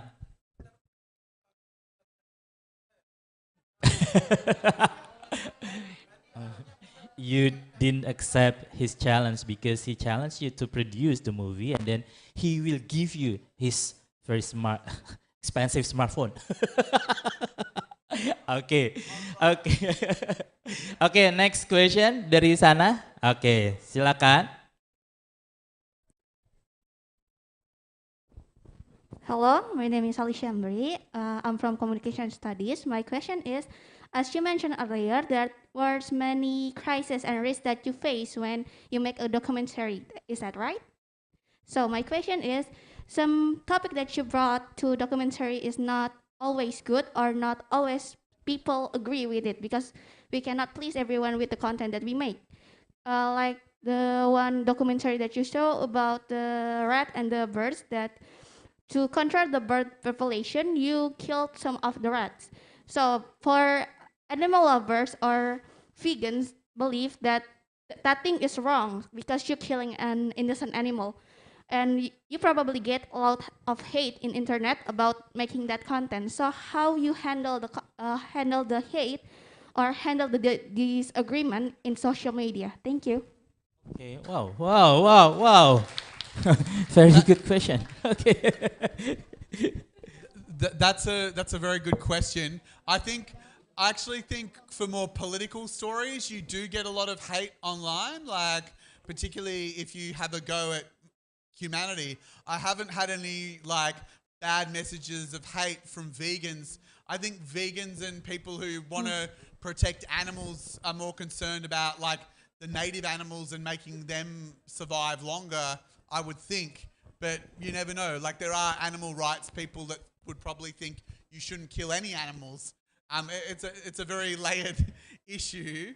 I guess, with hate speech, you're never going to make anyone happy when you make a documentary. You can't, and I don't think you should always try to, like, if you kind of make a documentary to try and make everyone happy, odds are you will not make anyone happy. Like, I think it's important to kind of stay true to this yourself, do the research properly, and like tell the issues as they are. And, you know, people will respect you if you do that. And, you know, if people don't believe in what you say, like they say it's fake news, that's why we made that website about the Myanmar story, because we showed the evidence bit by bit to show the audience like exactly how we came to the conclusion that we did. And as a result, more people thought what we did was good than what we did was bad. Okay. Thank you, sir. Oke. Oke. Next question tadi di mana ya? Saya lupa. Oke, depan. Sama di sini tadi ada satu lagi ya. Oh, kamu juga. Oke, Mas. Oke. Satu yang uhtinya yang pakai baju coklat. Silakan. Okay, my name is Dinda and I'm communication study. My question is, what's your biggest challenging to make documentary videos, especially for sensitive issues, and how did you handle it? Thank you. The biggest challenge when you making documentary, especially for the sensitive issue. Yeah, I mean, I think there's like for investigative stories, and you know, I think I almost need to come back and do a whole talk on investigative journalism, because it's a whole different issue to, you know, what we did the presentation on today. But I would say, like, the challenges that you face for investigative journalism is getting people to trust you to hand over important documents, getting people who are like the Korban to open up and talk about their issues, because often they've been abused by people and they're afraid to tell their story on television. So there's that. Also, even getting a response from governments. If you kind of find an issue and then you go, this is the problem, getting the government to kind of respond to that issue and to say, we did wrong, like interviewing them, it's not always easy. So they're the main problems that you have when doing a story about a bad issue. Finding victims, finding evidence, holding the government or the companies who do the bad things accountable.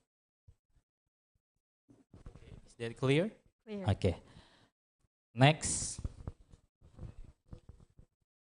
Hello, Mister. My name is Faris Diva Musliman. I'm from communication student. I want to ask about how qualification to be applied on Aljazeera media. as a student, of course, we want a great job. Okay. Okay. Thank you. I mean, so Al Jazeera has an Arabic channel and an English channel. They're the main two channels. So I think, you know, to work at Al Jazeera, you need to have, you know, proficiency, like able to speak one of those languages really well, reading and writing in terms of skills. But like Al Jazeera, you know, we do hire journalists who are from that country. Like, so we do hire journalists who are locally from that country to do stories. And it's really important, I think, to have a mixture of local journalists and international journalists, because local journalists, like, they see issues and go, the world needs to know this. But sometimes international journalists like me, we see an issue going on in a country and we see that the local media ignores it. Like, for example, in my country, lots of like Aboriginal, like Orang Asli, end up in jail in Australia, and Australian media are racist and they don't look at that issue and they don't report on it. And sometimes it takes international media to report on that issue and go expose big problems. So to answer your question, to kind of get a job at a place like Al Jazeera, I think it's important to work in the local media first. I think it's important to build language skills in Arabic or English. And I think it's important to kind of build a show reel that shows that you can do live news or you can make documentaries. But increasingly, we are hiring local filmmakers and helping them tell local stories as well, because we feel it's very important for local storytellers to be part of the channel. Okay, thank you, Mr. Next, yeah. Hello, my name is Figir Alif Kifari. I'm sorry if my English is not that fluent, but I want to ask something. Media nowadays have separately. There is West Media and East Media. West Media like CNN, CNBC, and the others. And from what I'm seeing, Al Jazeera is a counter of all of that. What I'm asking is how Al Jazeera consistently making news from the other perspective. Thank you. Thank you. So yeah, I agree. There is Western media like CNN, BBC, like that's the West. But there are Eastern media as well, like Chinese TV, Japanese TV. Al Jazeera, we see ourselves as more Eastern television.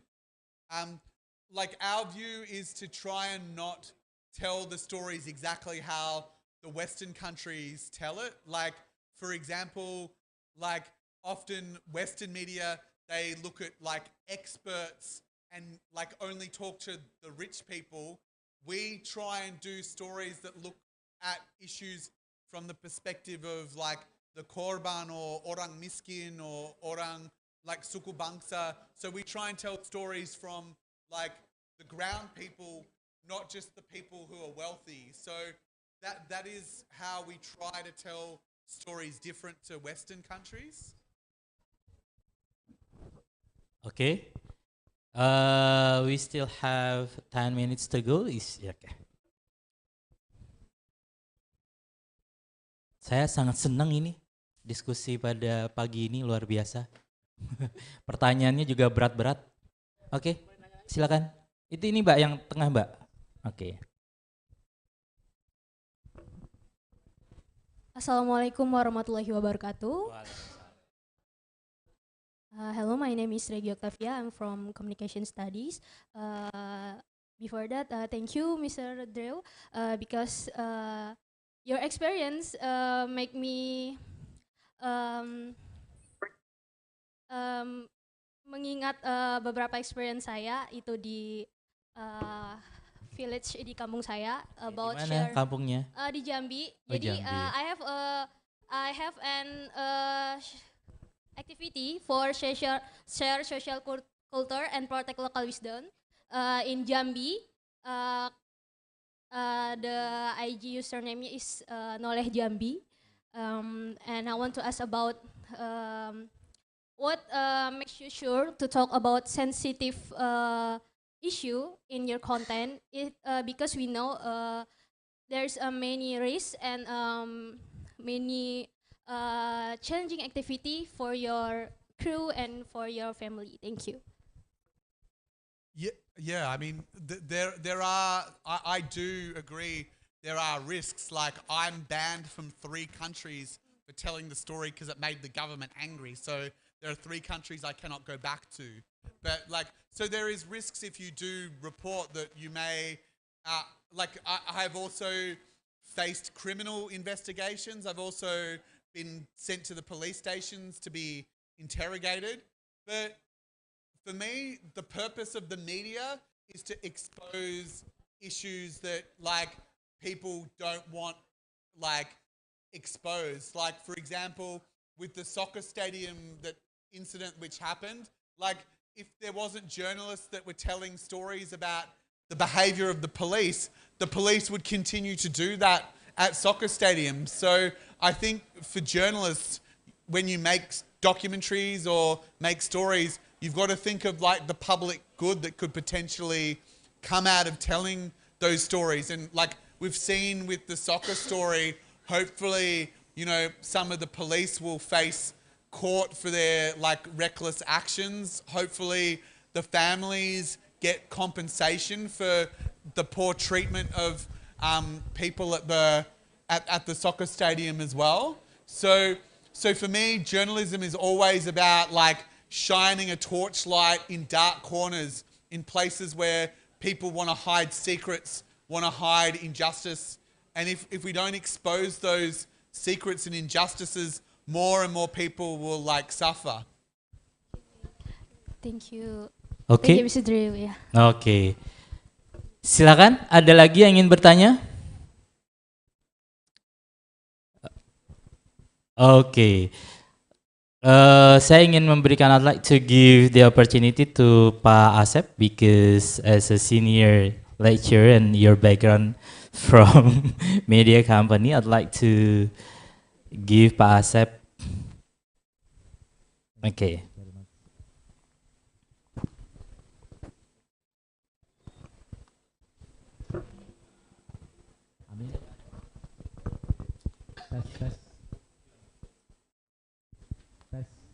I just want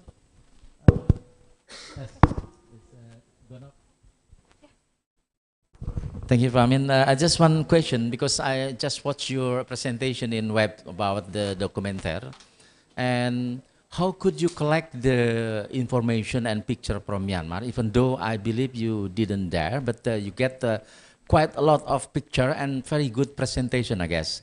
So how could you make it story about that? Because all of the picture is supplied by your colleague from Myanmar. Thank you.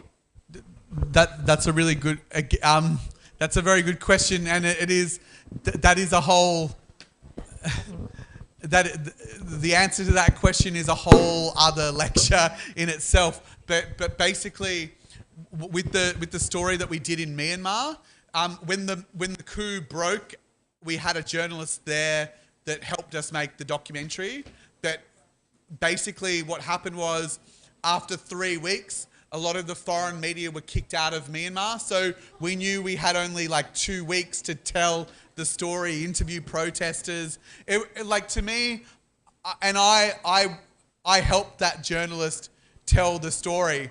To me, that story was exactly like, you know, what happened during that whole end of the new order with the protests on the streets and the stuff with Trixati University. It was very similar things, like we were sneaking into universities, interviewing students, filming the protests on the streets. But every night we had to send the vision via the internet in the middle of the night when everyone was asleep, or we had to sneak it out of the country through friends. Like, it was a very challenging thing to get the images out of Myanmar. But we made 2 films. For the second film, we were reliant on citizen journalists and people that we knew in the country to get the vision for the story. So it took a long while, but from outside, we were able to use like forensic technology, satellite imagery, and other stuff. And I mean, those techniques have been used to show war crimes in Ukraine, to show what happened when that big port exploded in Lebanon. So there are forensic tools from outside which we can use with those images to prove crimes against humanity. But you are very much reliant on people on the ground to tell that story. Okay. Okay. Maybe last question from me, for you, Drew. Okay, I'd like to know your production teams, because as we see, Aljazeera use many media platforms. You yourself, yeah, also use that media platforms as well. My question: when you start making documentary projects, yeah, how many crew involved in that projects? And when you try to get the wider audience by using the social media, how many people also involved in that kind of platforms? Because here in Indonesia, most likely media company, yeah, ask the journalists to do many things.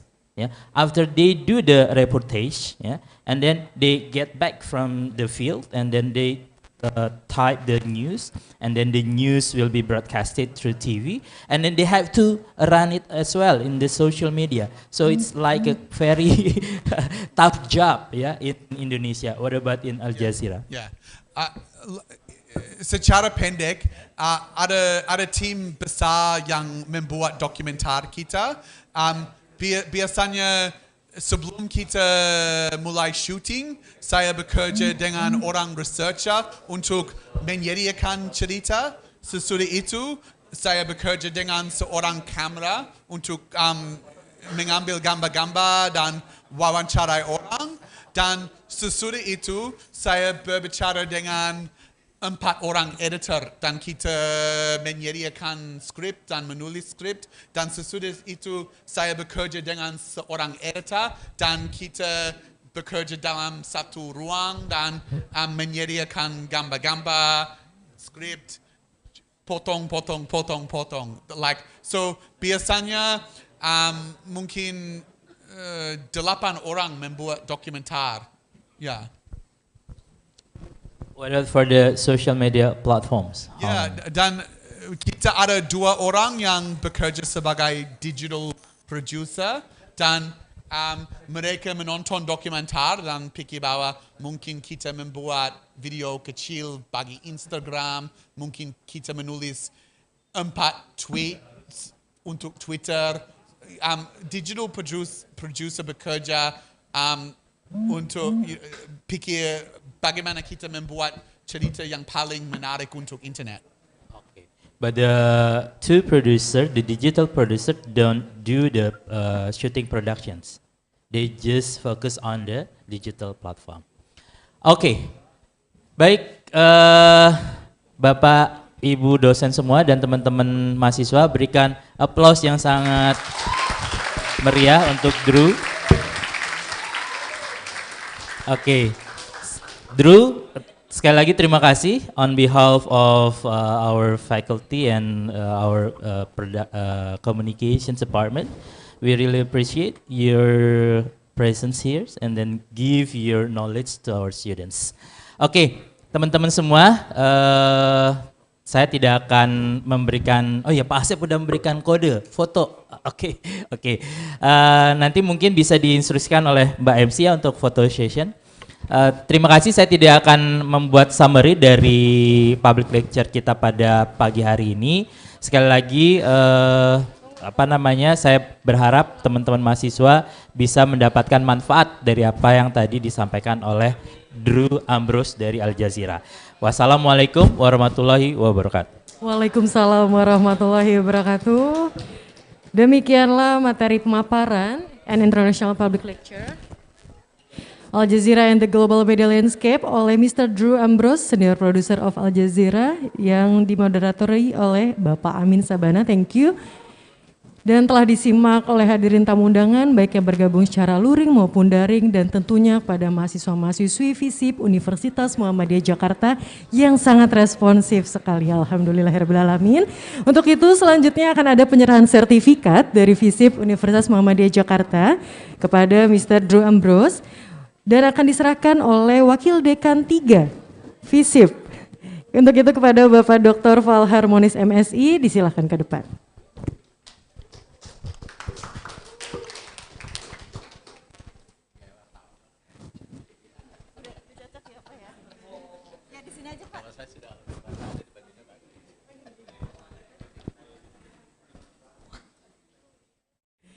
Selanjutnya kami persilakan kepada para wakil dekan, para dosen untuk foto bersama di depan, dan selanjutnya juga foto bersama dengan para mahasiswa-mahasiswi hadap ke belakang. Nanti saya pandu.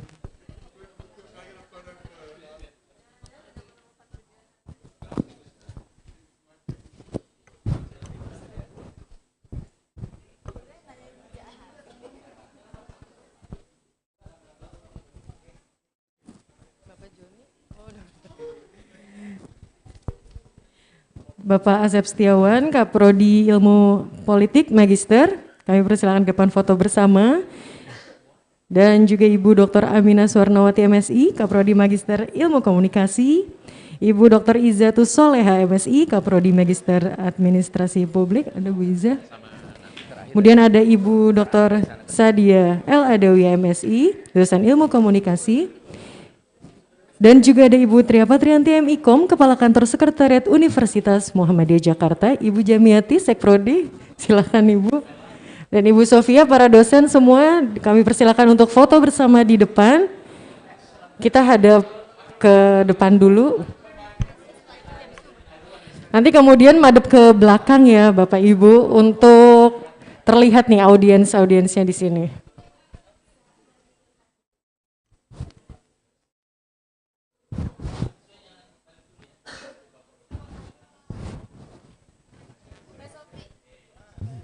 Masker.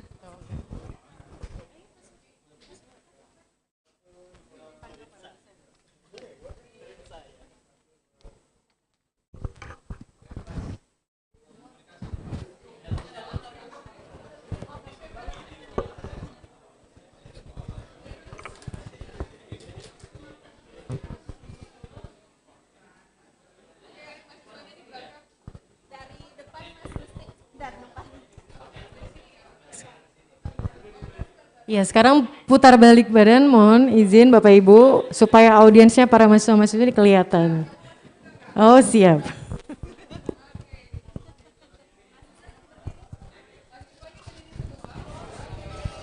Mahasiswa-mahasiswi berdiri dong, biar sama-sama dengan yang di sini.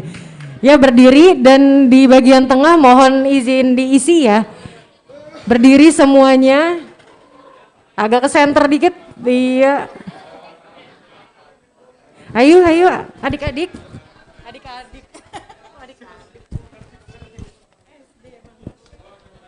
SW berdiri. Ya. Yuk.